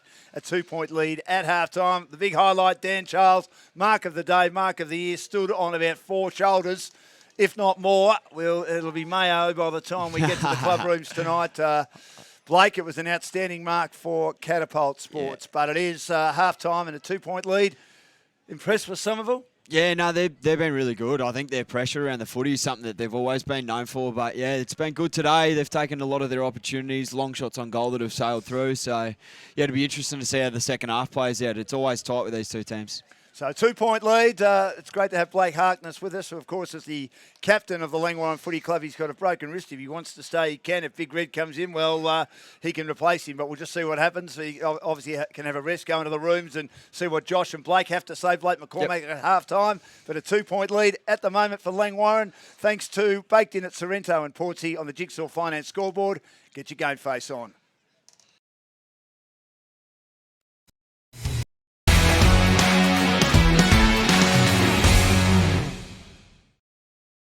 In life, You have to play by the rules. Fit in don't be too thin. or too bulky. You have to be perfect. Try harder. Go faster. Know your limits. Calm down. You shouldn't be doing that, Wearing that. eating that. Suck it up. Suck it in. Boys don't cry. Girls don't fight. You can't do that. You watch this. There's no right way, No wrong way. only your way, Anybody. anytime.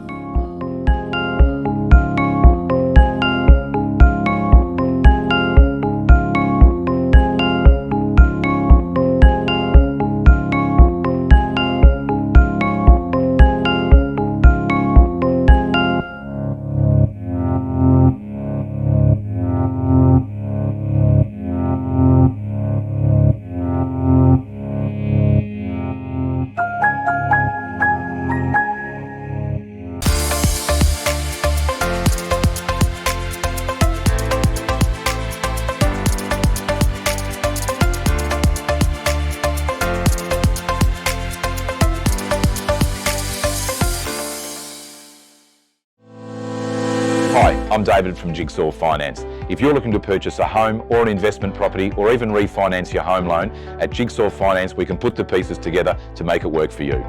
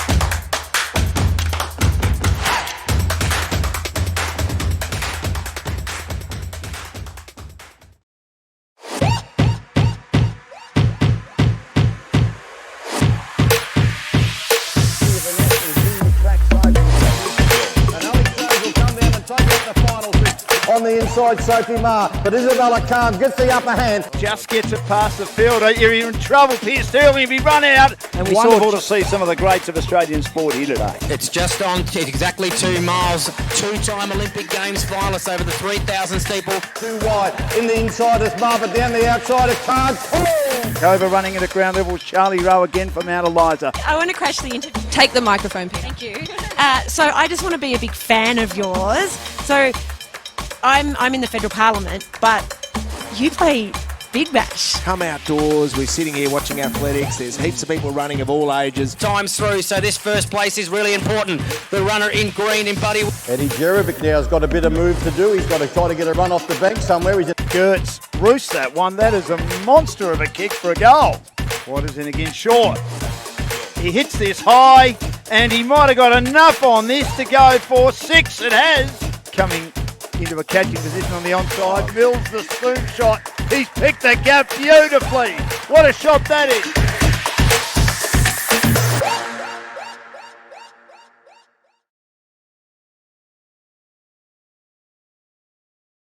Get your game face on.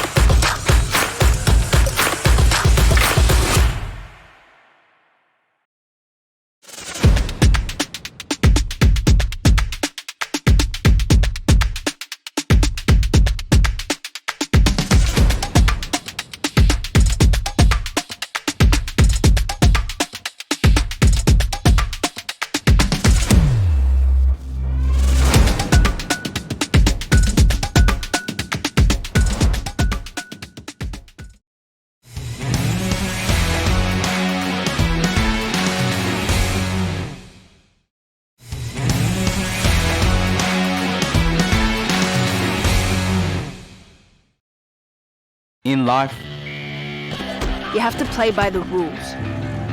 Fit in. don't be too thin. Or too bulky. You have to be perfect. Try harder. Go faster. Know your limits. Calm down. You shouldn't be doing that. Wearing that. Eating that. Suck it up. Suck it in. Boys don't cry. Girls don't fight. You can't do that. You watch this. There's no right way. No wrong way. Only your way. Anybody. Anytime.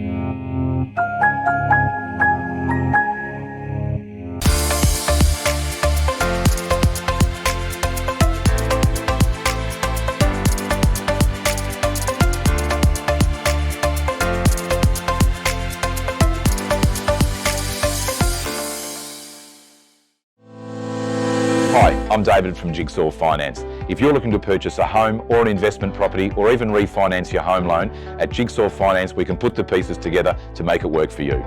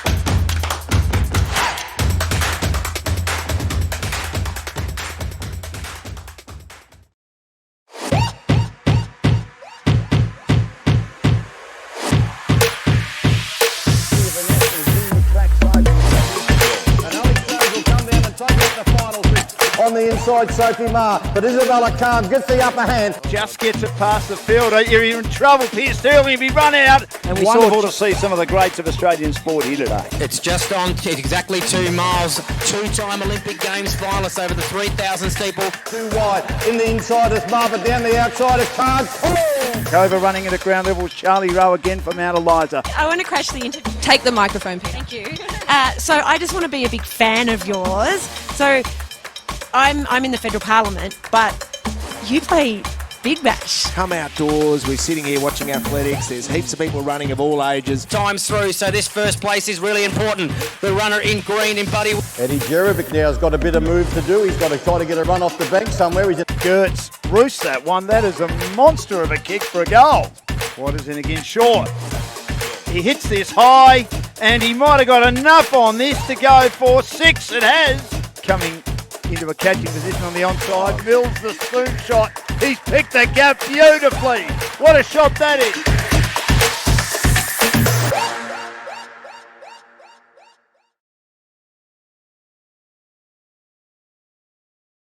Get your game face on.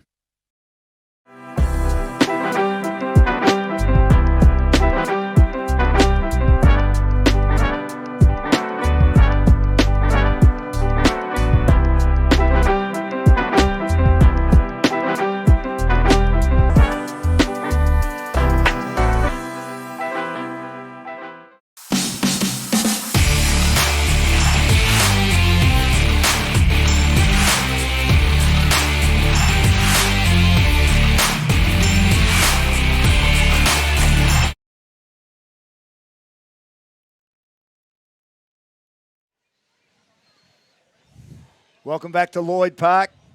Blake Harkness has been interchanged with the great Jet Murphy, one of the best forwards in the comp, who's done his ACL. Great to have you with us, Jet, for the second half.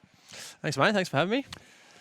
What'd you make of the first half? I've just been in listening to Blake McCormack, and he has stripped the paint, and, well, the walls, basically, off your sheds at the moment, your temporary change rooms. Unbelievable. Did he go through you?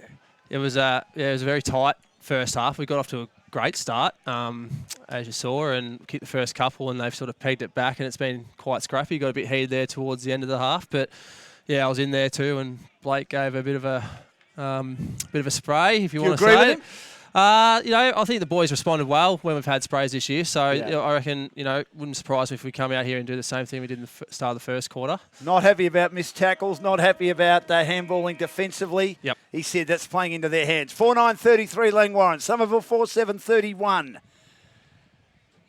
And out of the middle goes Matthew, gets a hand pass out. Another one forward to the play again. Andrew Arthur's got a heavy tag on him in the form of Mackenzie. They kick it high inside 50. Bouncing ball at the back.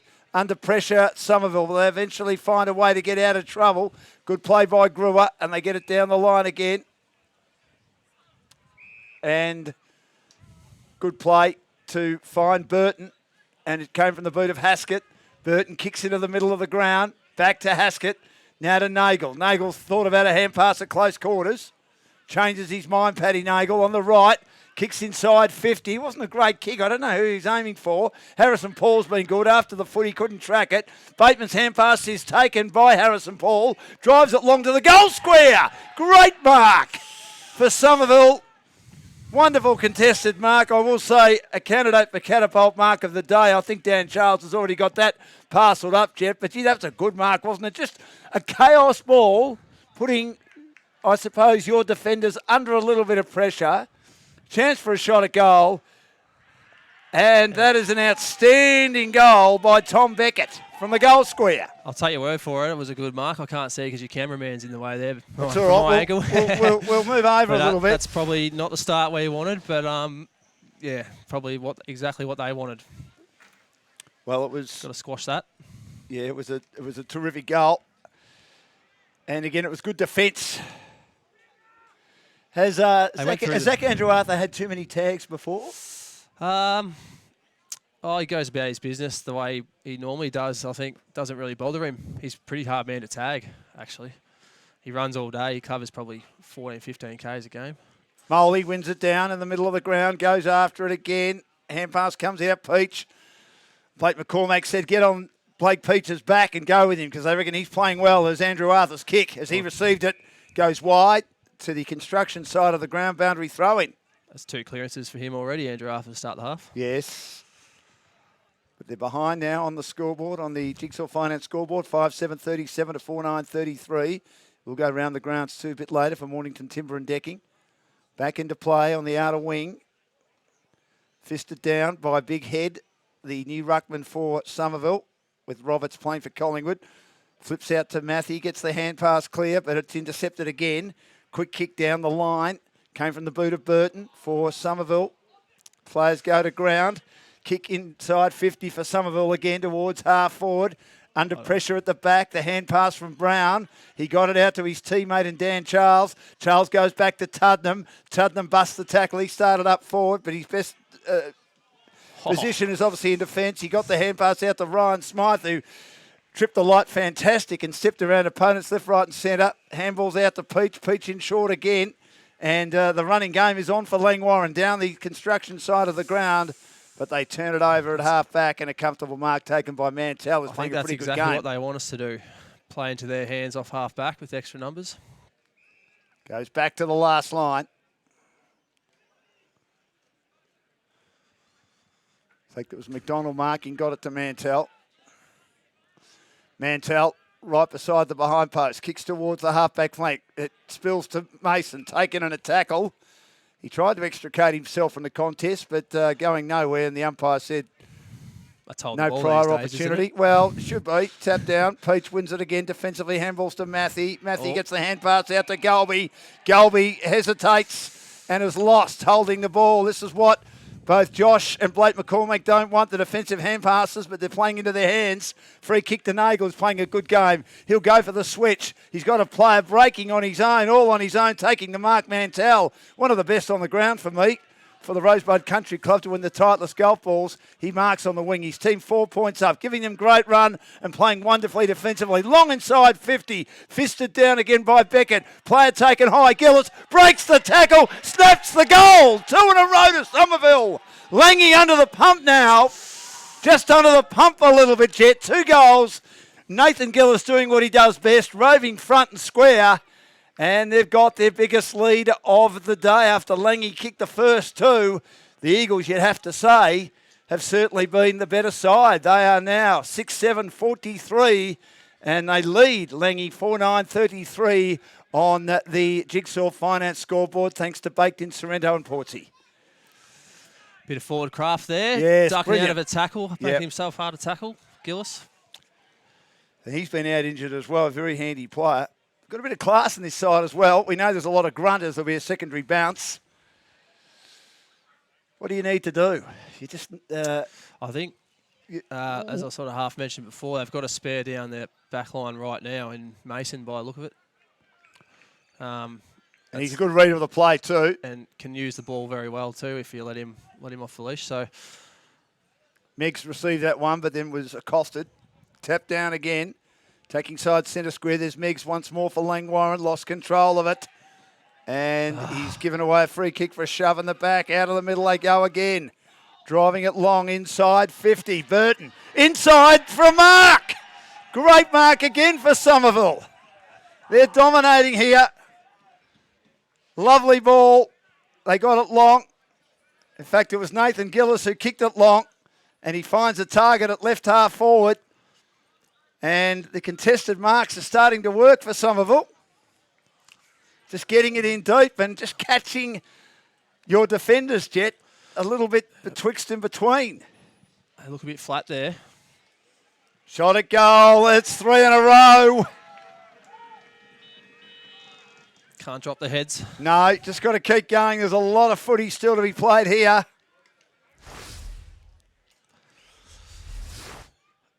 And that's Harrison Paul who's kicked that goal. Just need to get hold of the footy and took a terrific mark. He's been very, very handy across half forward.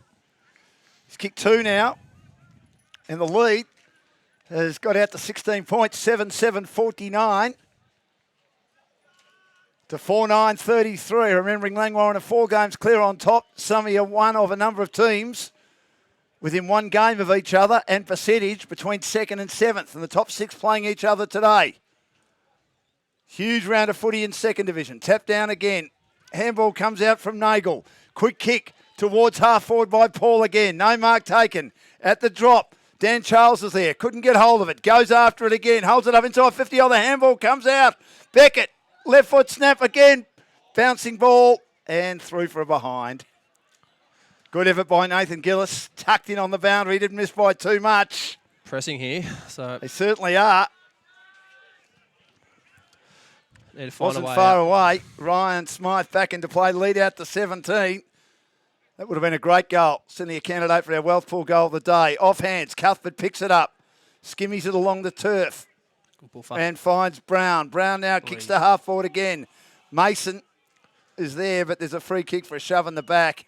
Just behind the wing. It'll be taken by Pineberg. On in the middle here. Yes, And the he's switch. got a player here on his own in Big Longley. Tex Longley's got a player as he switches to Bateman. This is Joel Bateman. Turns Nagel inside out. His kick is no good. Almost intercepted at the back by Brewer. That's holding It's the taken ball. down on a tackle, holding the ball. Great work. That's better work inside attacking 50. Chad's And been thrown all up over the ground today. He's played back mid. Now he looks like he might be forward. Where should he play? Oh, look, I think he's most damaging in the guts when he gets on the outside, uses his leg speed, as you've seen. It's just an absolute pleasure to watch when he gets going, gets those wheels going. But beautiful kick at the footy, so wouldn't surprise me if he can dob this. Left half forward. Great to have Jet Murphy with us. It'd be wonderful to have him out there playing, but he's done his knee, unfortunately. Back next year, one of the greats of the comp. 55 from goal. High kick towards the teeth of goal. Who's going to mark it? No one can. It's kept alive by the Langy forwards. They're under the pump. It's eventually skidded out of defence. McMahon grabs it. Josh McMahon. Nagel can't take the mark. Ball goes to ground. He may have shoved an opponent in the back. He has. Free kick to Joel Bateman Space in again. the middle again. Joel Bateman has a player in short, taking the mark. Attacking side of the wing. And this is Blake Pullen with the mark. He's got a big leg when he wants to, Blake Pullen. Two The young players fella. wearing the Catapult GPS trackers. 5 of them for Langy today. I'll back him here. He's going to kick from 52, 53 metres out. Another one of the young players at Langy. Pleasure to see them for the first time. Margin 17 points. It's been Summy's quarter so far. Off the side of the boot a bit. High kick towards the teeth of goal. They've got players there. Mulvo Groves at best. Hard on the boundary. Turns an opponent inside out. Hooks it back towards the teeth of goal. Fisted through by Rowe. Good defender. 4-10-34 to 7-8-50 as we go round the grounds for Mornington Timber and Decking. Thanks, Glenn. Rye 12-8-80. Mornington getting belted 5-7-37. Seaford 5-14-44. Pearcedale 10-6-66. 3 less scoring shots for Pearcedale.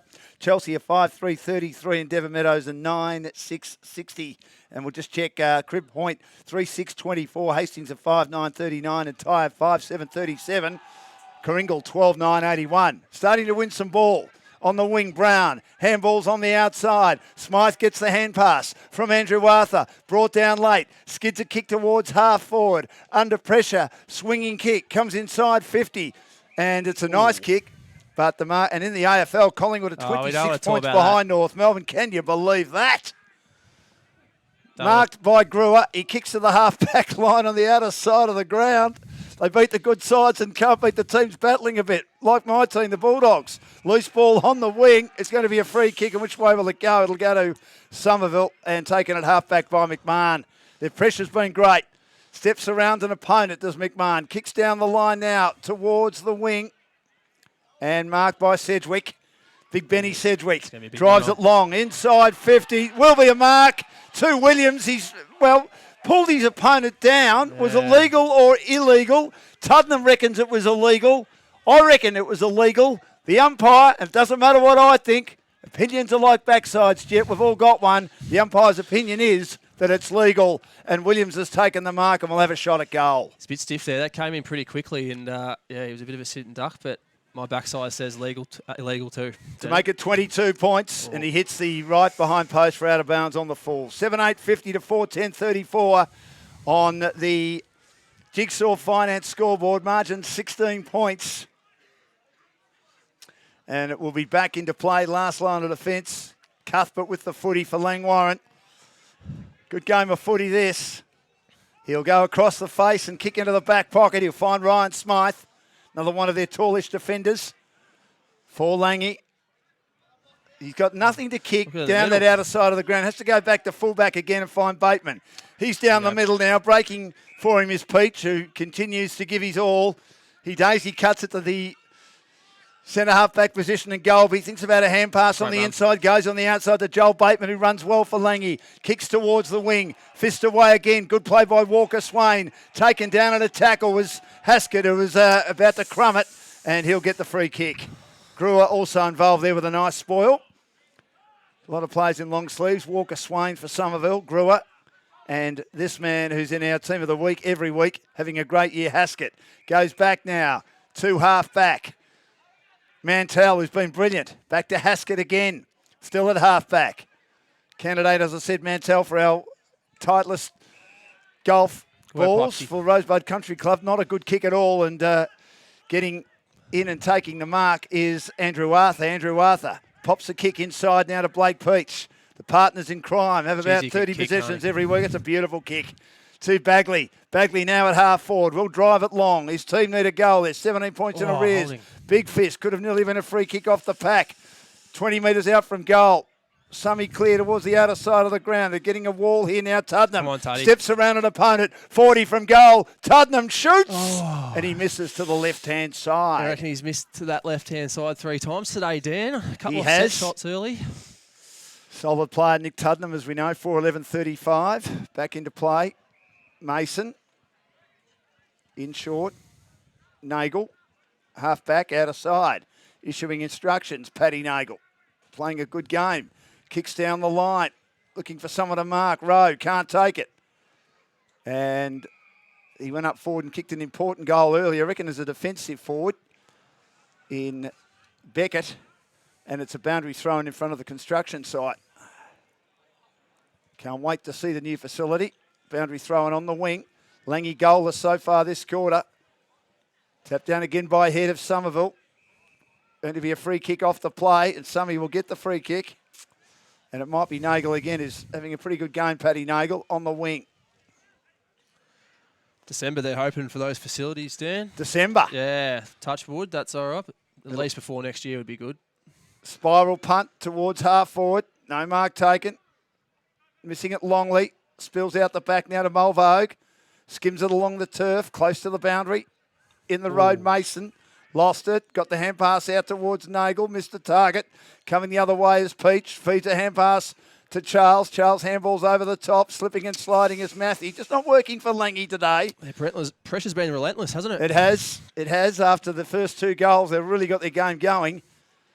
Since then, it's been 7 goals to 2 in the lead by 17 points on the Jigsaw Finance scoreboard. Boundary throw-in. Footed out of the air by Head.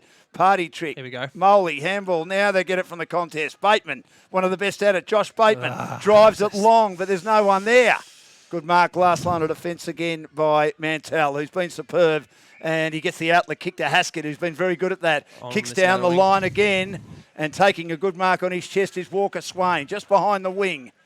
Now they get numbers back, Langwarrin. Walker Swain steps around an opponent. Kicks on the left. That is a dreadful kick. Straight in the lap of Mulvogue. And then slipping over Walker Swain. Handballs to Golby. Back towards Mulvogue. Gets tagged. Handballs now in the middle of the ground. Good play by Bateman. Bateman got the hand pass out to Andrew Arthur. And Andrew Arthur on the burst. Misses to the left-hand side. Behind. The most promising play this quarter so far from us. 4-11-35. 7-9-51. Margin 16 points.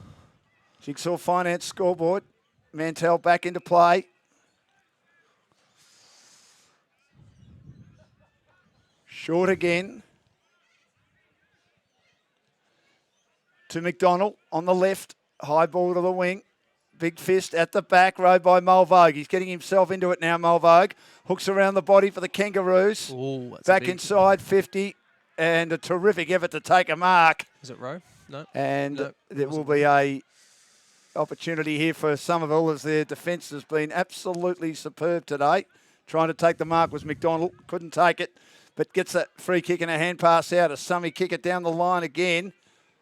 Off the edge of the boot, Marshall. Marshall yet to kick a goal. Kicks to Sedgwick, but beaten in that particular exchange close to the boundary by Ryan Smythe and out of bounds. Smythe, very good one-on-one defender. Smythe coming across from Dramana, double premiership player there. Had him for a couple of years, but yeah, he's very good one-on-one. Really loses contest. Yes, he was like a third tall defender there What they didn't have was a lot of tall defenders at Dramana. Now Marshall wins it off the crumbs and from the stoppage. A high ball inside 50 for Somerville. Yet to kick a goal today, Marshall. 27 for the season. Ball's inside 50. Now getting it is Meggs, and they're on the burst now. Bateman has it. Lovely little ball to Meggs, who kept running. Has a bounce now in the middle of the ground, but the bounce won't come back to him. He's put under pressure by Gillis, who shoved him in the back. In fact, it's Paul who shoved him in the back. So free kick to Meggs. Handball's now at close quarters. Over the top to Bateman. Handballs to Matthew. Matthew lowers the eyes but turns it over again as they get their numbers back. And a good mark taken by Ryan McMahon. The mark was dropped. It should have been taken by McDonald. Handballs to Mantell. Mantell in short now. Nagel. Nagel kicks towards the wing. Mark not taken. Off hands. High kick inside 50 by Brewer. Opportunity to mark, can't take the mark, picks it up at ground level, Mackenzie goal!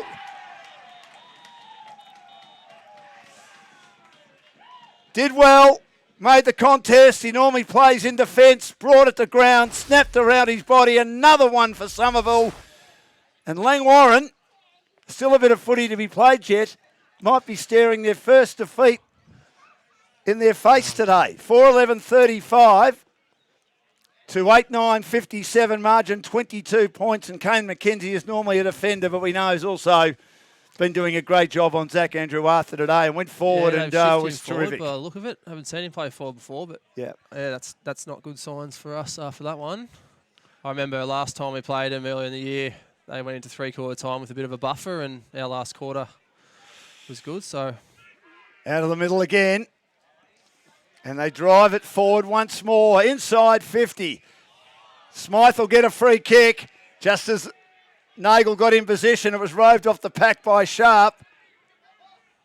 Very good overhead too, Smiley. That's what makes him such a good defender. He's almost that third tall for us as well. So Smythe in short, finds Peach. Peach now with a daisy cutting kick. You're slipping over a lot today, aren't you? Turnover again. Handball comes out to Marshall. Marshall from 45 kicks long. And the hand pass came out from Beckett after the slip. Galby was the one that slipped, I think, at centre-half back. Yep. And crucial moment there. 8-10-58 to 4-11-35 on the Jigsaw Finance scoreboard. Back into play. Charles, who took that mark of the day, mark of the year for Catapult Sports. And Smythe, who's been pretty solid at half-back, kicks down the line in front of our commentary position. Who's going to mark? No one can. Hughes, will he get a free kick for being held on to? He will. Umpire from our 50 called that one. Yeah. Player, yes. He's Molly getting the free kick. Early, yeah, he has. Dan. He has been very good. He's had a great start to his senior career. Ex-basketballer. He kicks it high towards half forward. Pack forming. No one can take the mark. Peach off hands. Had it wrenched away from him again by the big-bodied Mackenzie. Going the wrong way. Looking to try and get the footy of the shove in the back then by Rowe, because Rowe couldn't get near his opponent, and Bagley was very, very good to put his body goal side and knew that Rowe might have to infringe if he wanted to get the footy. And disappointing because his teammate Haskett had pounced close to the boundary line for the Eagles. So Bagley is one that you'd like the ball in the hands of with his experience. 2 from 2 from set shots yes, today, I think. Both looking outside for his 50. 17th goal for the season and to give his team a chance. I don't want to jinx him here. My partner's a big believer in jinxes, but I reckon he'll dob this. 57 to 35. No goals this quarter. Their opponents have kicked 4 to open up a big lead. Mark Bagley on an angle, 35 metres out. The kick is left, about that one. And it's a behind, and it's 4-12-36, 16 scoring shots to 17, 8-9-57 for Baked in Sorrento and Portsea on the Jigsaw Finance scoreboard. So Mason will inbound.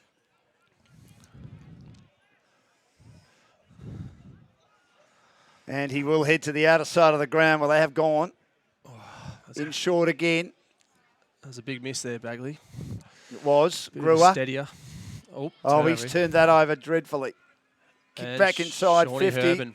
And Herdman takes the mark. I'll keep my mouth shut for this one, but he's also a good kick at goal.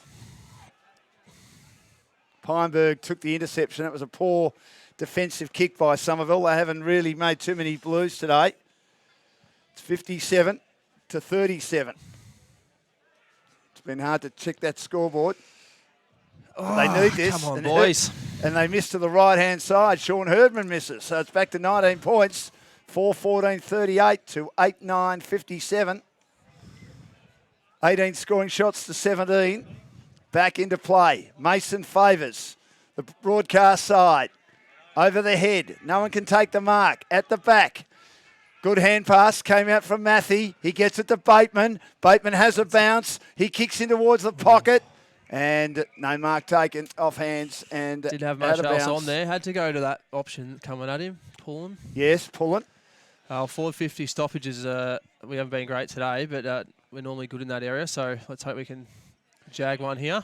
They just need a goal. Pipe's looking dangerous. Here, yes. He's had a lot more of the footy this quarter. Mackenzie, though, did kick a goal, which was very important for Somerville. Boundary throw-in, deep into attack, cleared by Nathan Gillis, who did the crumbing. Kicks to the half-back line, knocked down by Cuthbert. At the drop is Matthew, taken and a tackle front on, going nowhere in a hurry by the big ruckman Head, who came from Port Melbourne Colts.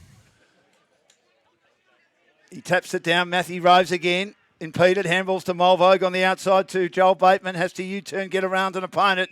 Takes the mark. Handballs to Andrew Arthur. Now to Mulvogue. Mulvogue steadies. He drives again, but misses to the right-hand side. Somerville are doing pretty well to stay on goal side and forcing the Langy boys to have to shoot a little bit off target today. They're in the face of us all day at the moment. 4-15-39 to 8-9-57. Back into play again. And it'll be taken by Rowe. Kicks long, getting up. Good mark to Sharp, who's been solid today, marking just behind the wing for the Eagles on the broadcast side or beer tent side of the ground. He pops in short to Nagel, who's had a good quarter. He marks on the edge of the centre square. Half-distance pass is a good one to Nathan Gillis. Nathan Gillis has got a player running for him on the switch on the outer side of the ground. This is Mantell. Mantell will kick long towards half forward. Getting out the back, the mark taken by Darcy. Forced to play on, runs into opponents, turns it over, should have gone back. Well done, Megsy. And now Megs does well. They're under some pressure. At half-back, foot pass is okay, but Mulvogue misses it. Coming the other way, Nagel. Taken on a tackle, placed on him by Mulvogue. Turned over in the middle of the ground again by Charles. And now they run through the middle. Doing well, here's Bateman. He loves to run, Josh Bateman. Has a bounce, skims a kick. Delivery not great. Inside 50. Picked up by Hughes. Hughes at his bootlaces, then's taken down and a tackle placed on him. Going nowhere in a hurry. And that was great work by Luke Rowe to gobble him up. 10 metres out from the goal square. It's just been their delivery a bit inside Chance 50. gone begging there, yes, Dan. has let Langy down. They're down by 18 points. Close to three-quarter time. Fisted down again. What's that? Yet another behind. 7/8 point for the quarter. 4-16-40 to 8-9-57 on the Jigsaw Finance scoreboard. Experienced the difference with the right home line. Go and see Dave and the team. Back into play.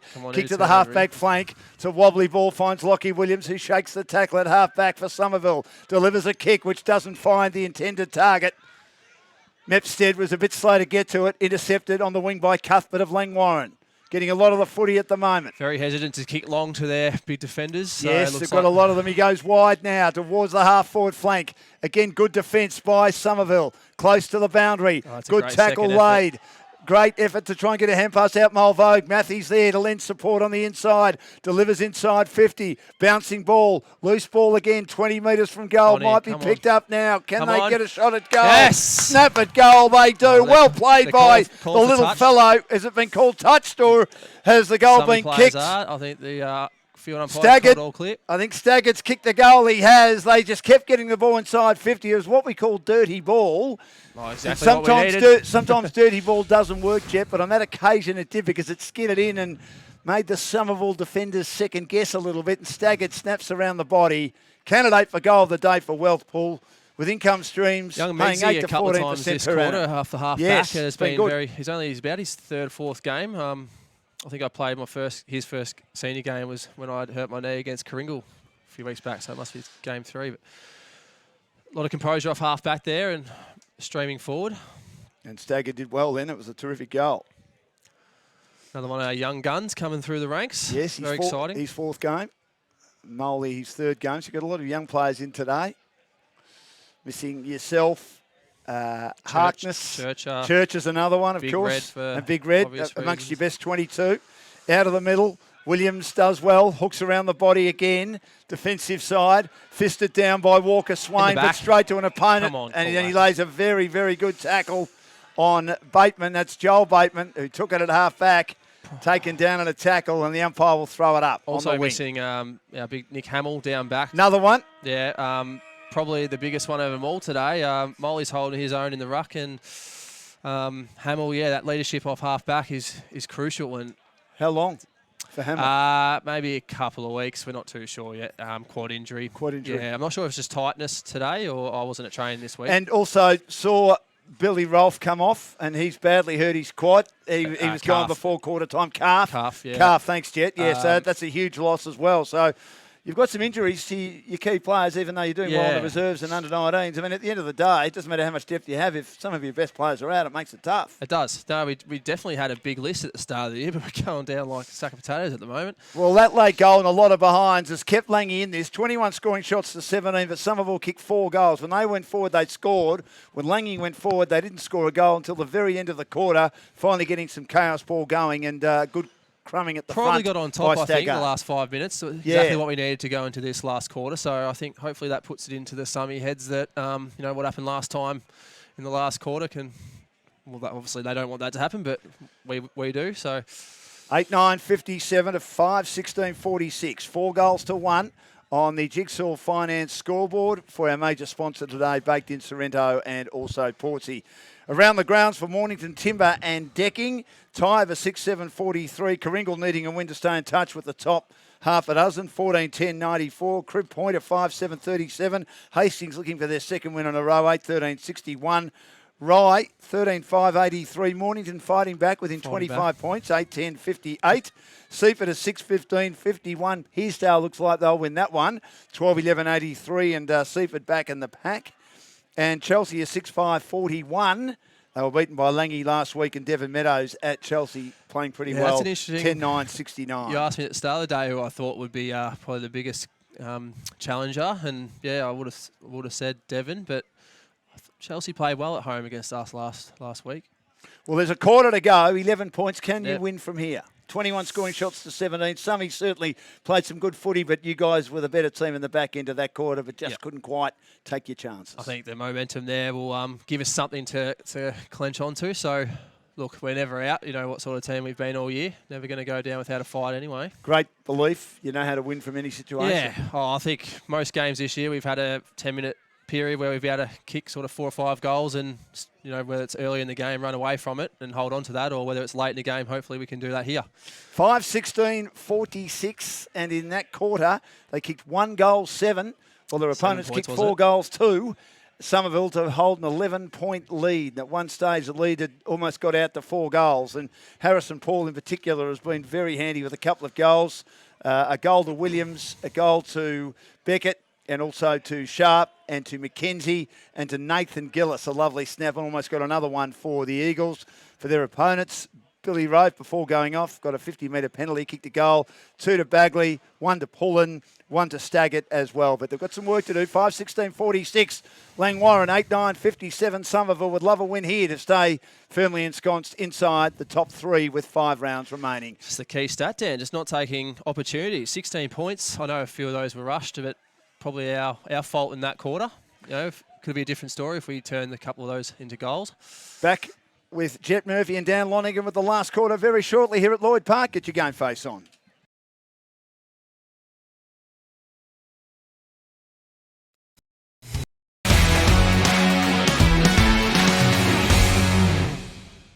Do you want to generate $2,000 a week for your club?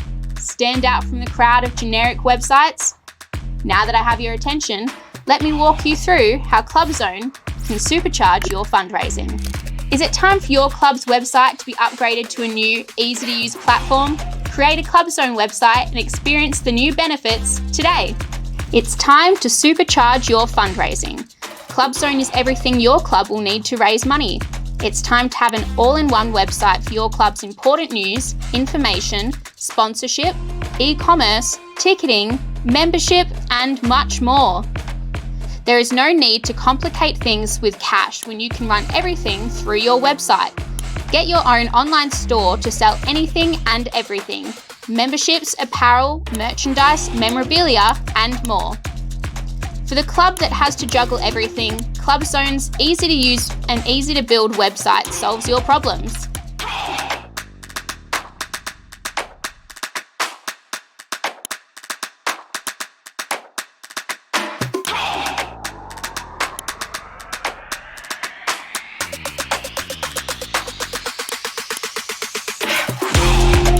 No need to update the latest news on your homepage. Clubzone will have an auto-generated newsfeed straight from your Facebook feed.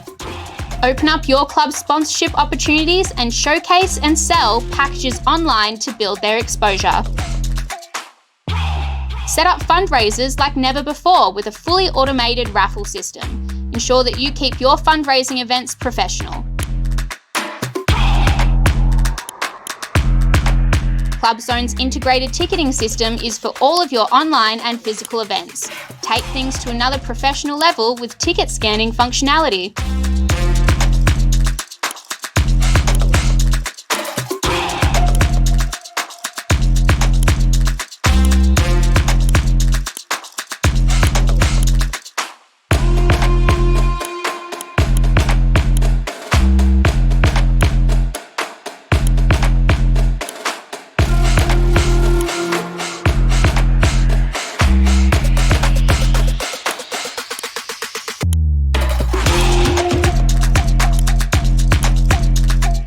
We know help desk tools are one of the most integral tools when it comes to supporting our customer base successfully.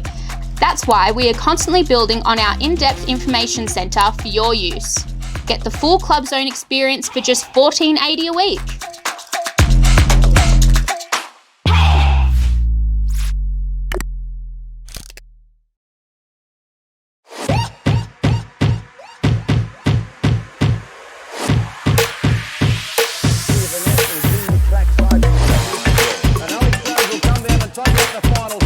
On the inside, Sophie Marr, but Isabella Calm gets the upper hand. Just gets it past the fielder. You're in trouble. Pierce Sterling be run out. And wonderful to see some of the greats of Australian sport here today. It's just on exactly 2 miles. 2-time Olympic Games finalist over the 3,000 steeple. Too wide. In the inside is Marr, but down the outside is Calm. Cover running it at ground level. Charlie Rowe again from Mount Eliza. I want to crash the interview. Take the microphone, please. Thank you. So I just want to be a big fan of yours. So I'm in the federal parliament, but you play Big Bash. Come outdoors, we're sitting here watching athletics, there's heaps of people running of all ages. Times through, so this first place is really important. The runner in green in Buddy. Eddie Jerovic now has got a bit of move to do. He's got to try to get a run off the bank somewhere. He's Gertz roosts that one. That is a monster of a kick for a goal.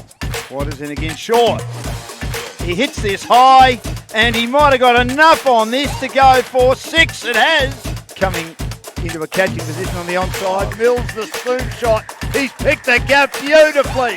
What a shot that is.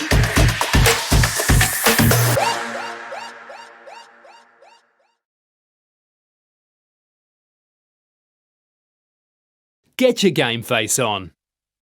Hi, I'm David from Jigsaw Finance. We're your trusted local mortgage broker. With 25 years of experience, we're proud to be involved in local community sport and also sponsoring Game Face. Our trusted processes ensure that the end-to-end transaction goes smoothly, whether you're purchasing a home or refinancing your home loan. We're your local trusted finance teammate.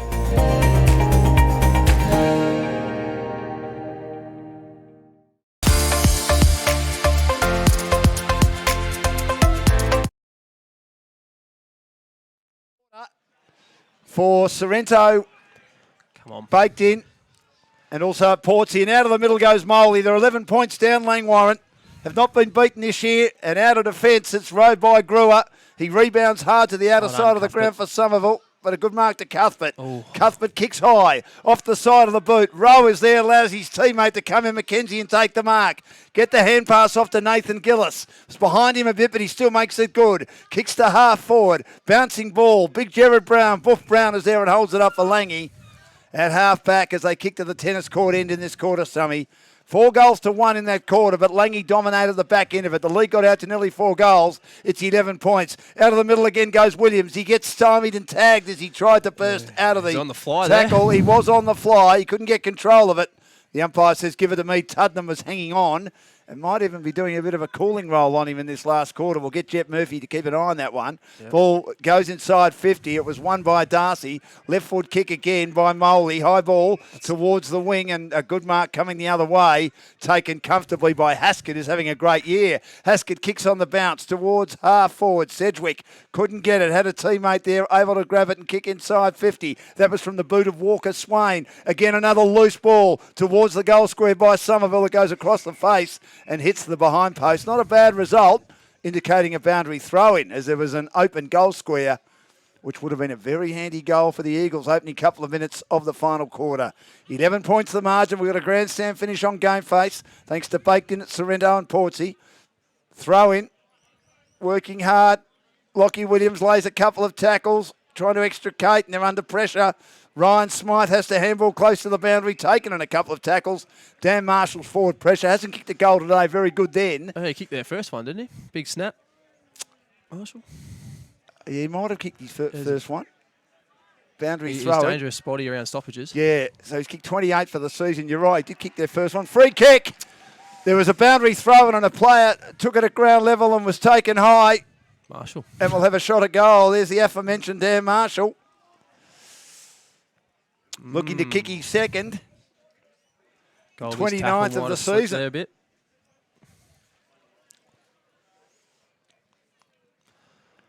And we know he can kick a goal. Kicked a goal in every game bar 2 this year. Marshall, 20 metres out, kicks the goal and the Eagles get a bit more breathing space.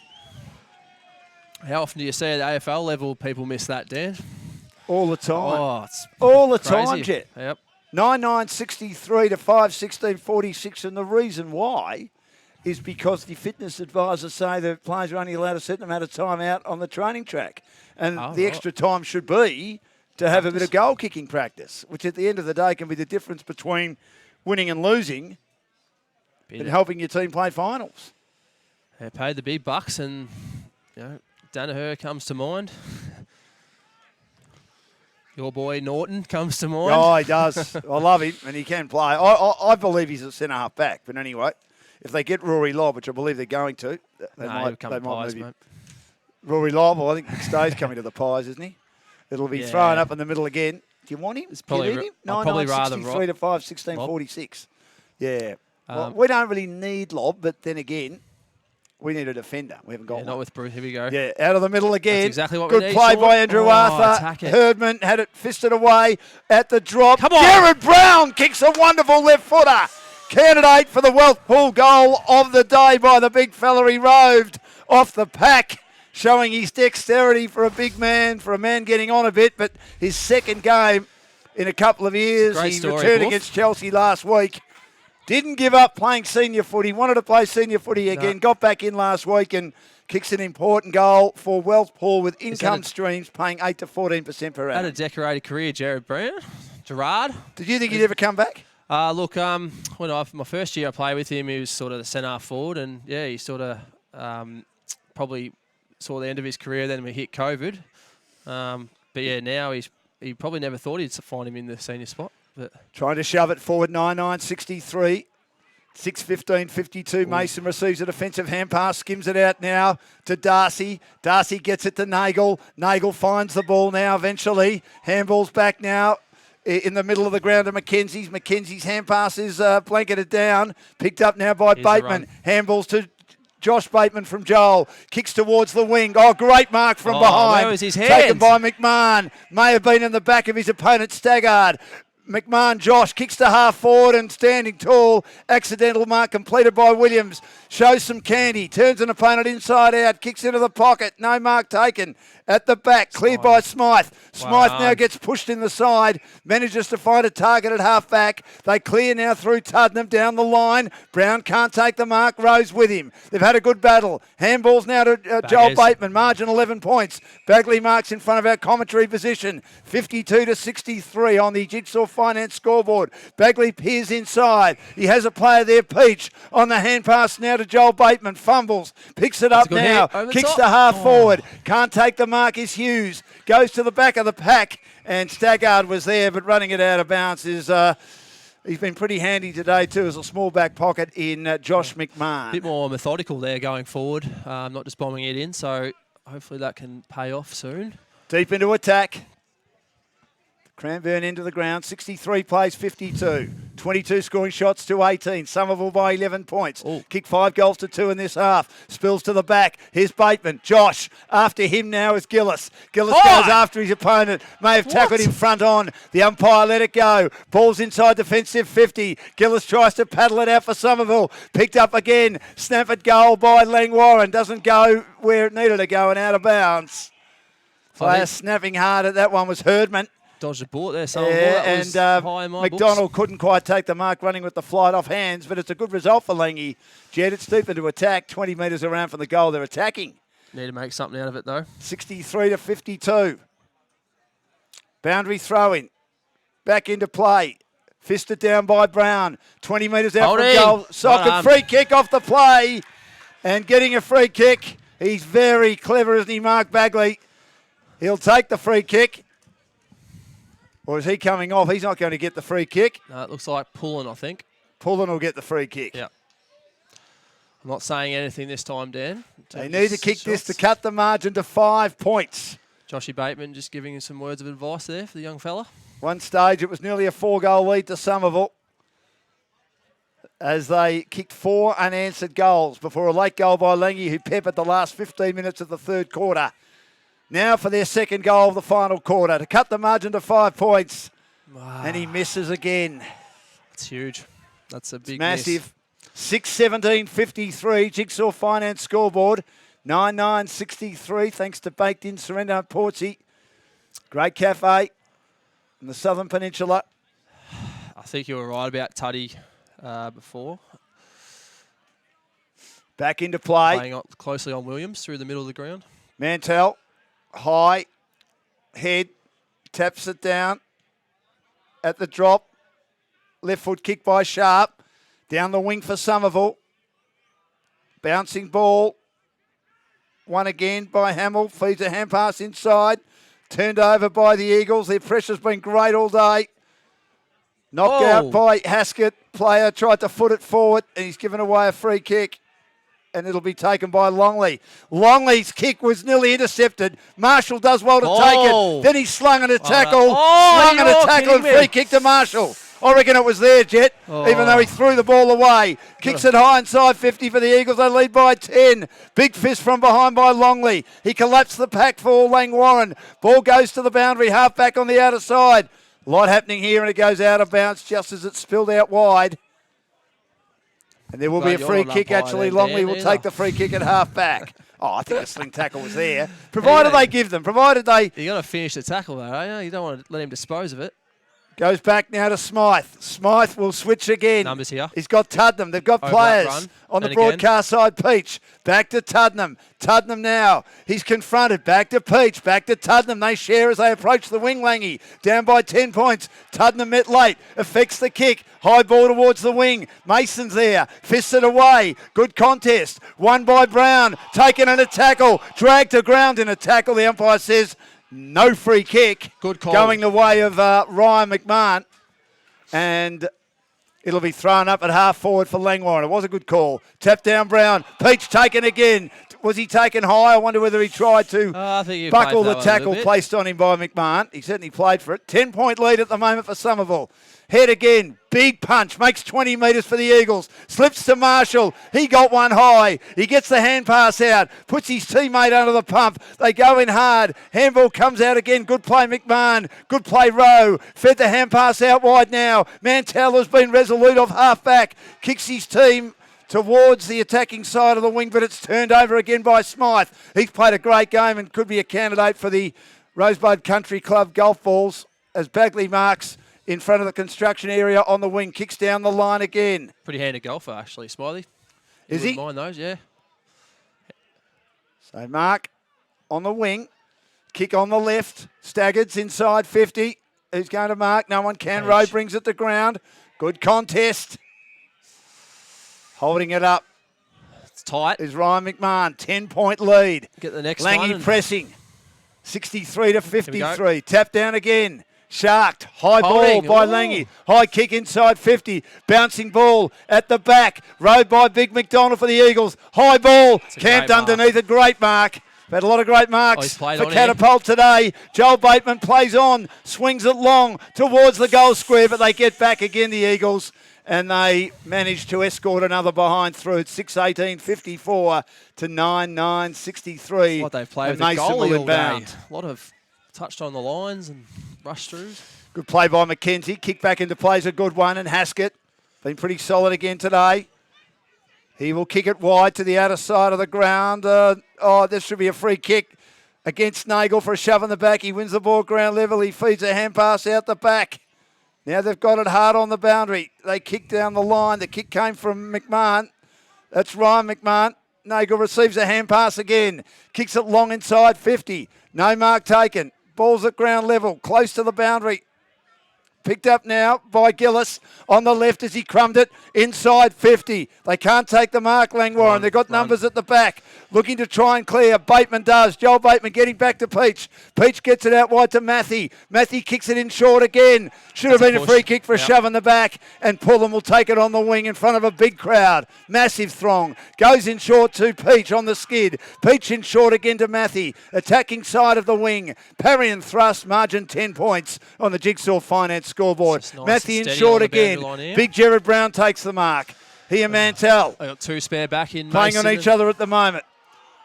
Mason is one of those back. You're right. Kicks to centre half forward. Fisted away again. Good play by Haskett. Spills to the back to Mulvogue. Mulvogue's hand pass. A little bit too thick for Hughes. Back to Mulvogue now at half forward. Has trouble picking it up. Bends down now. An opponent comes at him. They win an important ball through head. Handball's on the outside now to Nagel. Nagel can't find the handle. Coming the other way, Langwarrin. They're under pressure. Good play, Staggers again. He was confronted. Feeds the hand pass out to Hughes. Hughes back inside 50 and a turnover once more at half back. About 4-3. McKenzie, how good has he been? Outstanding. Kicked a goal and now he's gone back to just try and stem the tide in defence. Kicks wide towards the wing on the outer side. Like the game of Lockie Sharp, takes a good mark. Kicks down the line again. Attacking it hard. Not able to bring the mark to ground as Williams. Ball's at ground level. Loose ball. Won again by Longley. He won the contest, but the hand pass misses the target. Player taken in a tackle. Or is it holding the ball?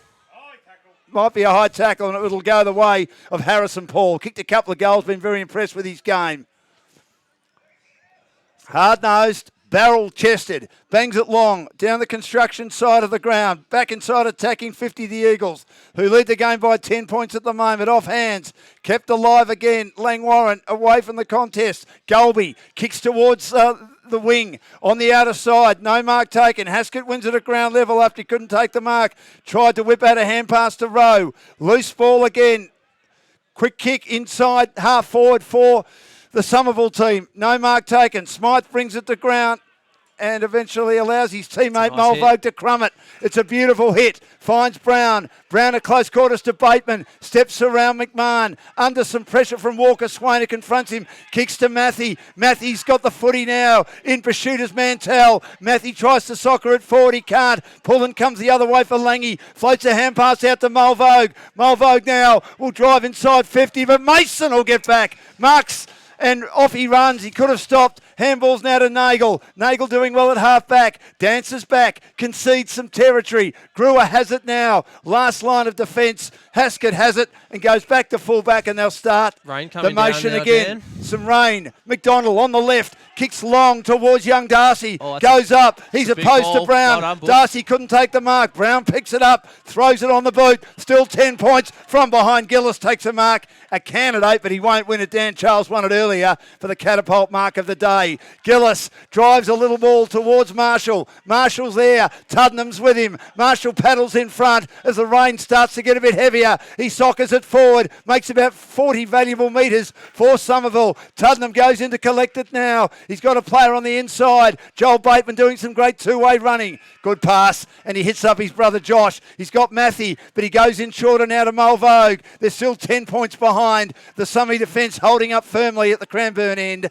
on the Jigsaw Finance scoreboard. In short again now. Taken and kicking Charles towards half forward. Comes off okay to Pullen. Pullen marking it right half forward. He's got a player in short. He should just bomb it long to the goal square. He will. Centering ball. Who's going to mark it? No one can. The defence is there. Handball Haskett. He crumbed it nicely. They get it out of defence again. McDonald was there. Mantell as well. Drives it long towards the half-back flank on the outer side. Won again by Smythe. Handballs now to Mulvogue. Mulvogue from 55. Mulvogue kicks long and misses to the left-hand side behind. They are absolutely flooding our backline here, Dan. That's I don't think they're going to find it hard to score. They're just going to try and 54 to 63. It's 9 points. How long was gone? On the Jigsaw Finance scoreboard. I don't have the time clock in front of me, Jet. Hang in there, son. I know you've got the knee brace. We'll strap you in, son. We'll strap you in, Mason, to the outer side of the ground. Fisted down again, close to the boundary, and it is out of bounds. You're right. They're just getting numbers back, aren't they? I think their defence has been enormous in this last quarter. 16 odd minutes gone. I just had a quick look. So fair bit of time. We just need to try and get one and put some doubt in their mind, I think. With that rain, it's going to be a bit harder. It's 55 to 63. The margin 8 points actually on the Jigsaw Finance scoreboard. Back into play. Tap down once more. Winning out the source, which is... Trying to get a hurried boot from the contest. Winning it from the source was Haskett, who's had a very big last quarter for Somerville. Playing back at half-back. He's normally been on the ball in the second half of the year. But driving back inside, 50 Charles once again. Come on, picked up on the half forward by Bagley. Bagley will drive it long, but there's no one home. Mantell will get back. Last line of defence, and like a goalkeeper, takes the mark again. In fact, over the line for a behind. Margin 7 points, it's getting tight. 9-9-63, 6-20-56. 17 minutes gone in the last quarter. Back into play, it's living inside the attacking 50 for Langwarrin. Fisted down again by Meggs. Picked up by Bateman. Tries to get a hand pass out now. Taken by Josh Bateman. Skids a kick inside 50. Taken by Mantell. Taken in a tackle. Bagley picks it up. He got tagged. Yes. It's a head-high tackle. He'll get a free kick. 15 metres out from goal. He copped one over the head. They are just being relentless here, Langwarrin. The margin will be 1 point. You think Mark Bagley will go back and kick this, and the lights are on. Mark Bagley will kick this, and they're coming. They're coming. We'll go around the grounds in a minute for Mornington Timber and Decking. Bagley kicks the goal. It's 1 point. 7-20-62 to 9-9-63. 18 minutes gone in the last quarter. I'm about to burst, so I'll just take a quick breath and we'll go around the grounds for Mornington Timber and Decking. So Tyab 8-9-57. Coringal a big percentage booster 16-13-109. Crib 0.78-50. Hastings 12-13-85. Rye 14-13-97. Mornington finishing strongly 12-12-84. Seaford 10-16-76. Pearstale 14-12-96. And Devon 18-9-117 at Belting Chelsea. Two big losses in a row for the Gulls. 8-7-55. 1 point in it. The lead was at one stage 22 points. But Langy are coming home. 7-20-62 to 9-9-63. 18 scoring shots to 27. I think I'm spitting too. Thank you, boys. Back in the middle. Handball comes out. Good one on that occasion from Haskett and McKenzie, who've been outstanding for the Eagles today. Forward. But they win it again at the source. Kick towards half forward. Good play by Meggs. He may get the footy back, but it's taken by Andrew Arthur. Upended, kicks inside 50 off hands. Here's a chance for a shot at goal. Bouncing towards goal, missing, but levelling the scores. I've just had a look at the rain radar, It was a great effort. Big black clouds coming over. About to pour down. And it was Staggards who roved at the pack. He was upended and his left foot kick rolled the wrong side and scores a level. We could have a draw. 9-9-63 to 7-21-63. They can't clear defensive 50 at the moment, the Eagles. Row long. Mason there. Fisted away by Matthew. Boundary throw in. 60 metres around from the goal that they're attacking.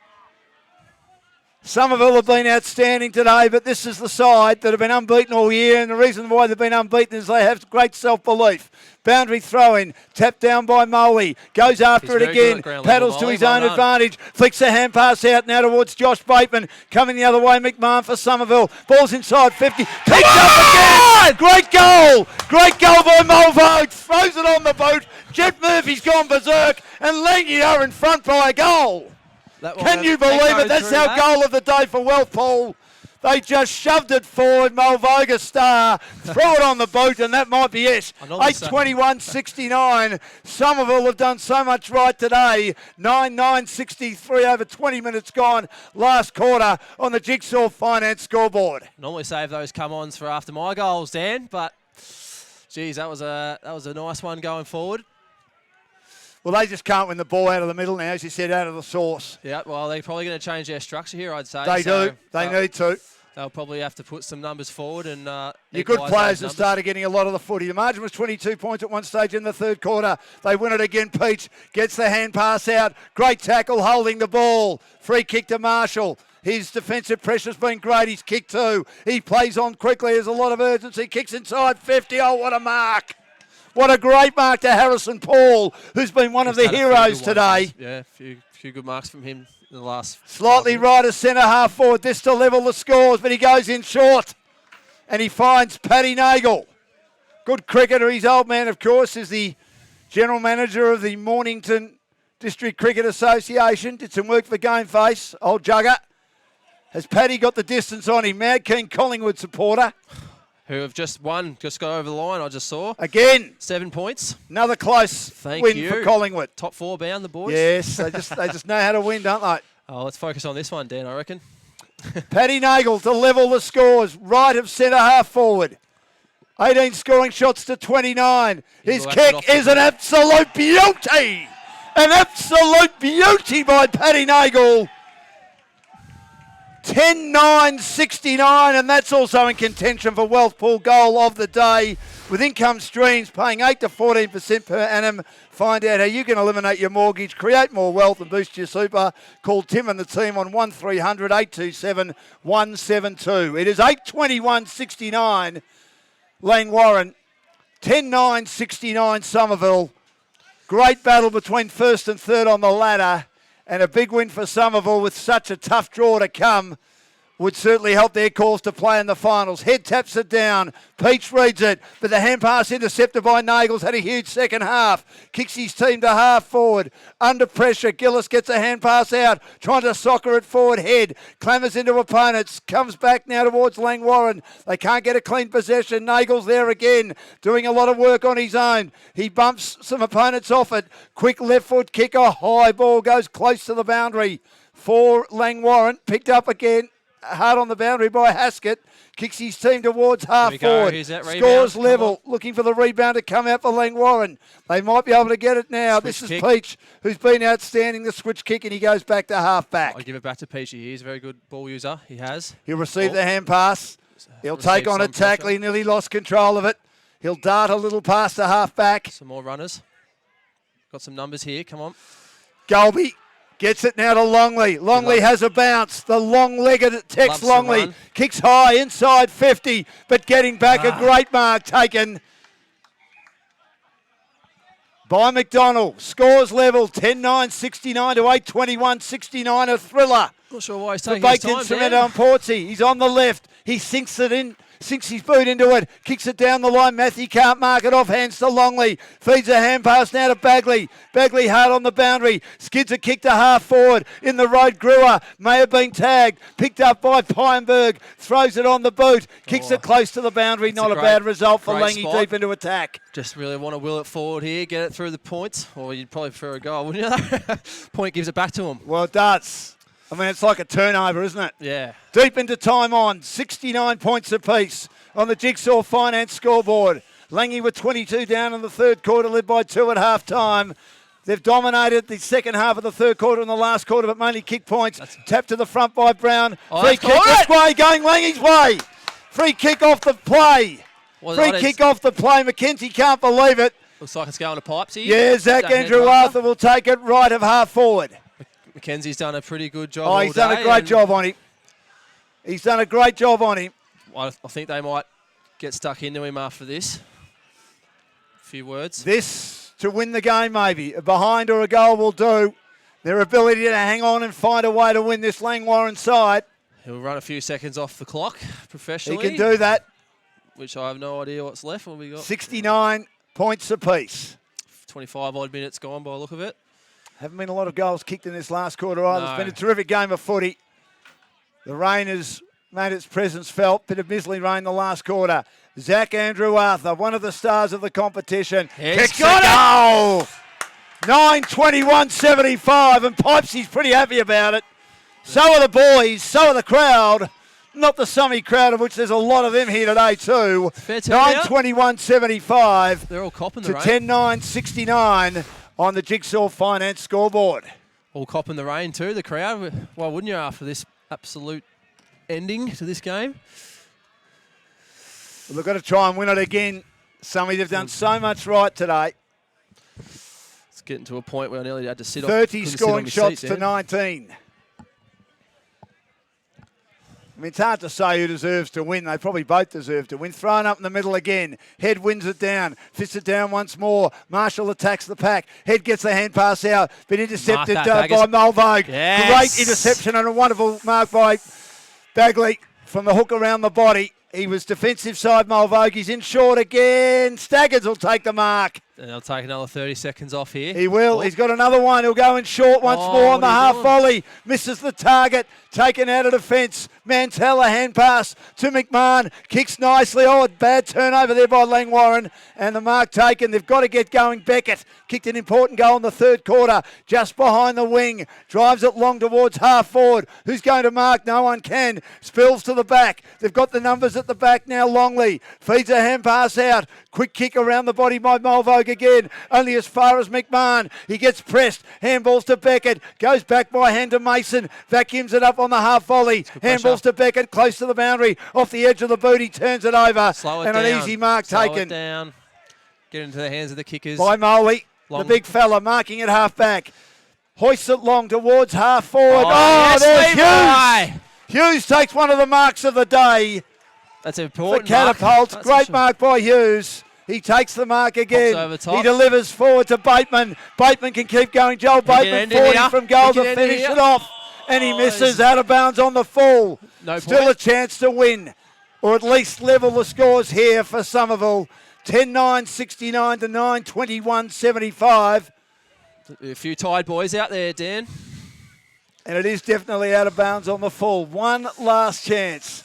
Luke Rowe with the footy. Hemmed in defence. In fact, it's Mantell with the footy. Wobbles the kick. Getting up, not taking the mark was McDonald. Feeds a hand pass on the outside to Mason. He allows his teammate to take the footy. Gets brought to ground. It's Williams. Throws the ball on the boot. Beckett can't get there in time. It's a boundary throw in. Tuddy behind the ball for Langy here, which is very handy. It's been a great contest. 9-21-75 to 10-9-69. Deep into time on. Langy have flown home after being 22 down early in the third quarter. They received a pasting from one of their coaches, Blake McCormack, at half-time. Two-handing it down to the front, Moley. Close to the boundary. Josh Bateman's played well. Kicks to half-forward, bouncing ball again. Mantello gets a bad bounce. Here's Levi Hughes. Touch of the fumbles with a slippery ball out of bounds, 30 from goal. Jeez, there can't be long left, Dan. I'm nearly out of CD. Cannot be much time left. 28 minutes, Jet Murphy, nearly 29 minutes Jet gone. Murphy wants the siren to sound. His team will stay undefeated. Can't sit still. 6-point lead. Langy deep into attack again. Rowe gets the fist. Taken now by Bateman. Receives a hand pass from Peach, who's been enormous. Kicks inside 50. Punch it through. Bouncing ball again. 7-point lead would nearly get the job done. Deep into attack. Number of players go hard for the footy. One last chance. Handball on the out again. Can they try and do something with it, Somerville? But it might go out of bounds close to the boundary. Nagel's there working hard. Picked up again. The handball comes out. Backwards by Herdman. Finds Peach, who's been superb. Siren! Langwarrin stay undefeated as Pullen gets the last kick.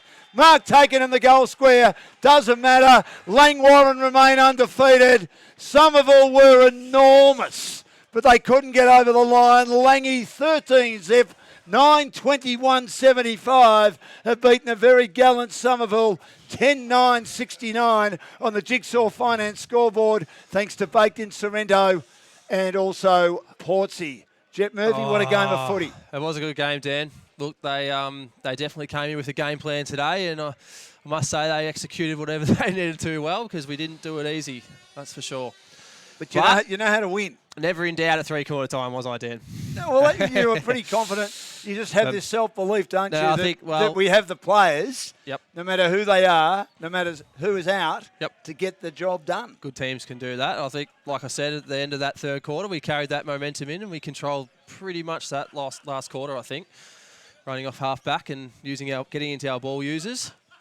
You missed Not some too shots much. too, which was a bit did. disappointing. We did. They did defend well, though. What we have, 22 points or something in the end? 21. 9-21, 75 to 10-9, 69. We'll go around the grounds for Mornington Timber and Decking. And, of course, Mornington Timber and Decking, they've got the highest Jason standards in Curry! both quality and service. Call reception on 5975 1031 or John Gash directly on 0427 028 650. Now, Coringal 17-14, 116. Also go to 8 wins and 5 losses with Somerville. Tie of 8-11, 59. Hastings have got away from Crib Point in the end, 8-8, 56 brother to 15-14, 104. Rye have managed to hang on against Mornington. You'll be disappointed with that. Rye's 6th win of the season, 15-14, 104 to 12-16, 88. And Seaford 10-16, 76, losing to Pearsdale, 14-12, 96. And Chelsea 8-7, 55, belted by Devon Meadows. So Pearsdale 18-9, 117. So Pearsdale got a better percentage than Seaford. So they'll go into the top 5. Chelsea will drop to 5th. Yep. Pearsdale will go to 4th. Summy will stay 3rd, and Devon will be 1 game clear in 2nd. In 2nd, yeah. Yep. And we know that Summy have got that very, very tough draw, which still to come for them is Mornington, Devon Meadows away, Pearsdale at home, Seaford at home, and Rye away. It's a big month. The way they're playing, they deserve to play finals, though, don't they? Yep. Yep. They've dropped a few this year. Couple of close ones. The Coringal one was one that might come back to haunt them. I mean, this is one game that you would have thought, no, they probably won't win.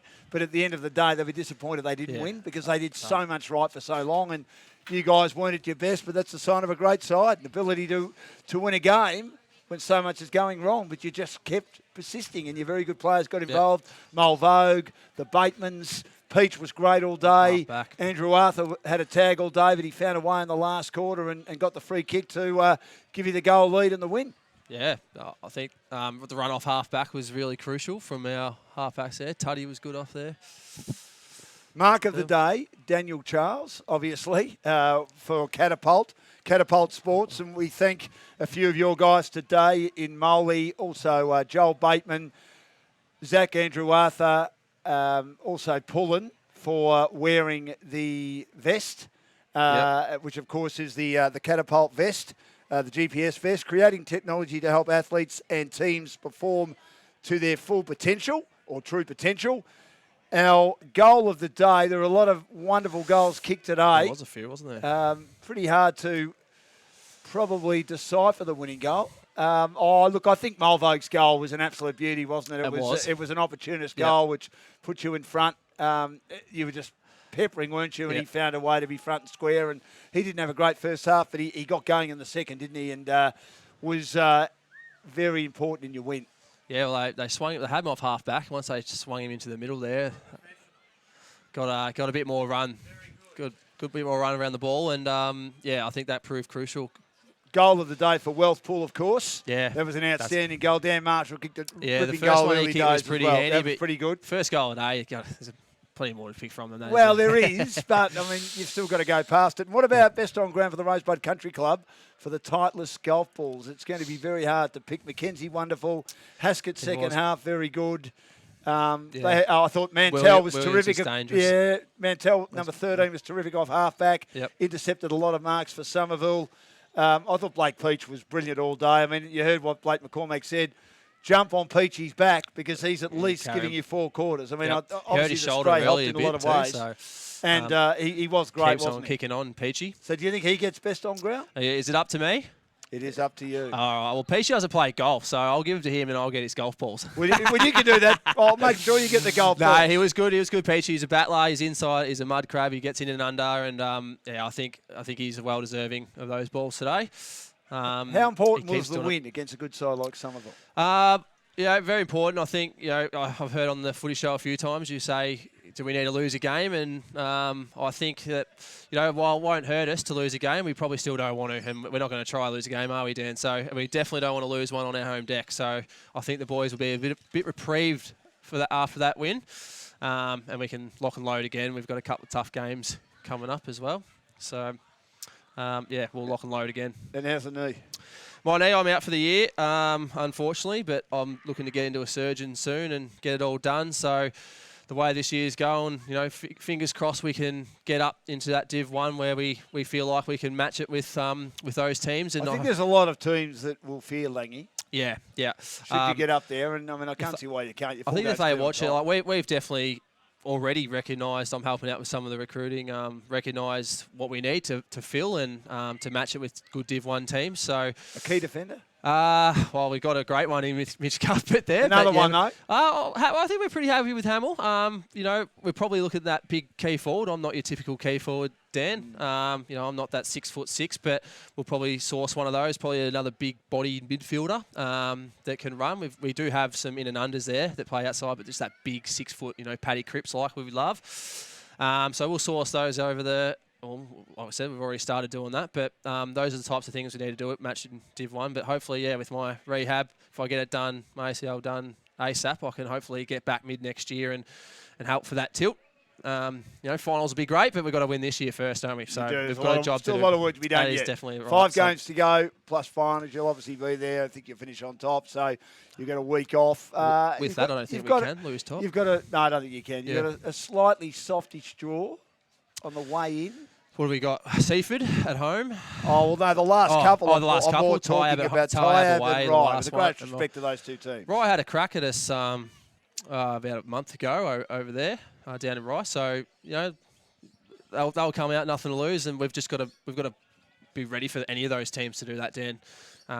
Put things into play, practice what we want to do, and I'd love to have a tough team to play going into the finals to match it with the best again, but that's the way the draw is. So we don't want to get into bad habits then. But we haven't played Tyab this year at all. We've played other teams twice. So it's funny, isn't it, that you get them in the last round? It's a bit like the AFL. You might get 2 teams in 7 weeks and then not get a team at all for the first time until the last 2 or 3 rounds. Yeah, but I guess no one will be playing us in that last round to affect their ladder spot. Tyab aren't going to make it, fair to say. But, if it was a Seaford or someone that needed to beat us going to make finals, it'd be another final for us. So I would have loved that personally, but we won't get that opportunity. But there'll be a few games on that weekend in that last round. Well, Jet, thanks for joining us. Good luck with your knee reconstruction. Good luck for the rest of the year for Langwarrin. Love to do it again. We also thank Blake Harkness, who'll be back in a few weeks' time, the captain of Langwarrin, who, of course, broke his wrist early in the season. And to say he's chomping at the bit to get back in is the understatement of the century. Still got Nick Hamill to come back. Still got Big Red to come back as well. So, Langy, you've got some good players to return, as do Somerville, hoping that G-Man will come back, although I doubt it with that bad foot injury. But knowing G-Man, he'll absolutely give it a crack to try and return. Yeah, well, it's a strange injury, but he's an interesting cat who will work very, very hard to get back and try and be there should his team make the finals. And I think they deserve to make the finals on today's performance. A ripping game. Hope you enjoyed it on Game Face. Thanks to Baked in Sorrento, great cafe down on the southern part of Peninsula in Sorrento, and also Rosebud, and on the Jigsaw Finance scoreboard.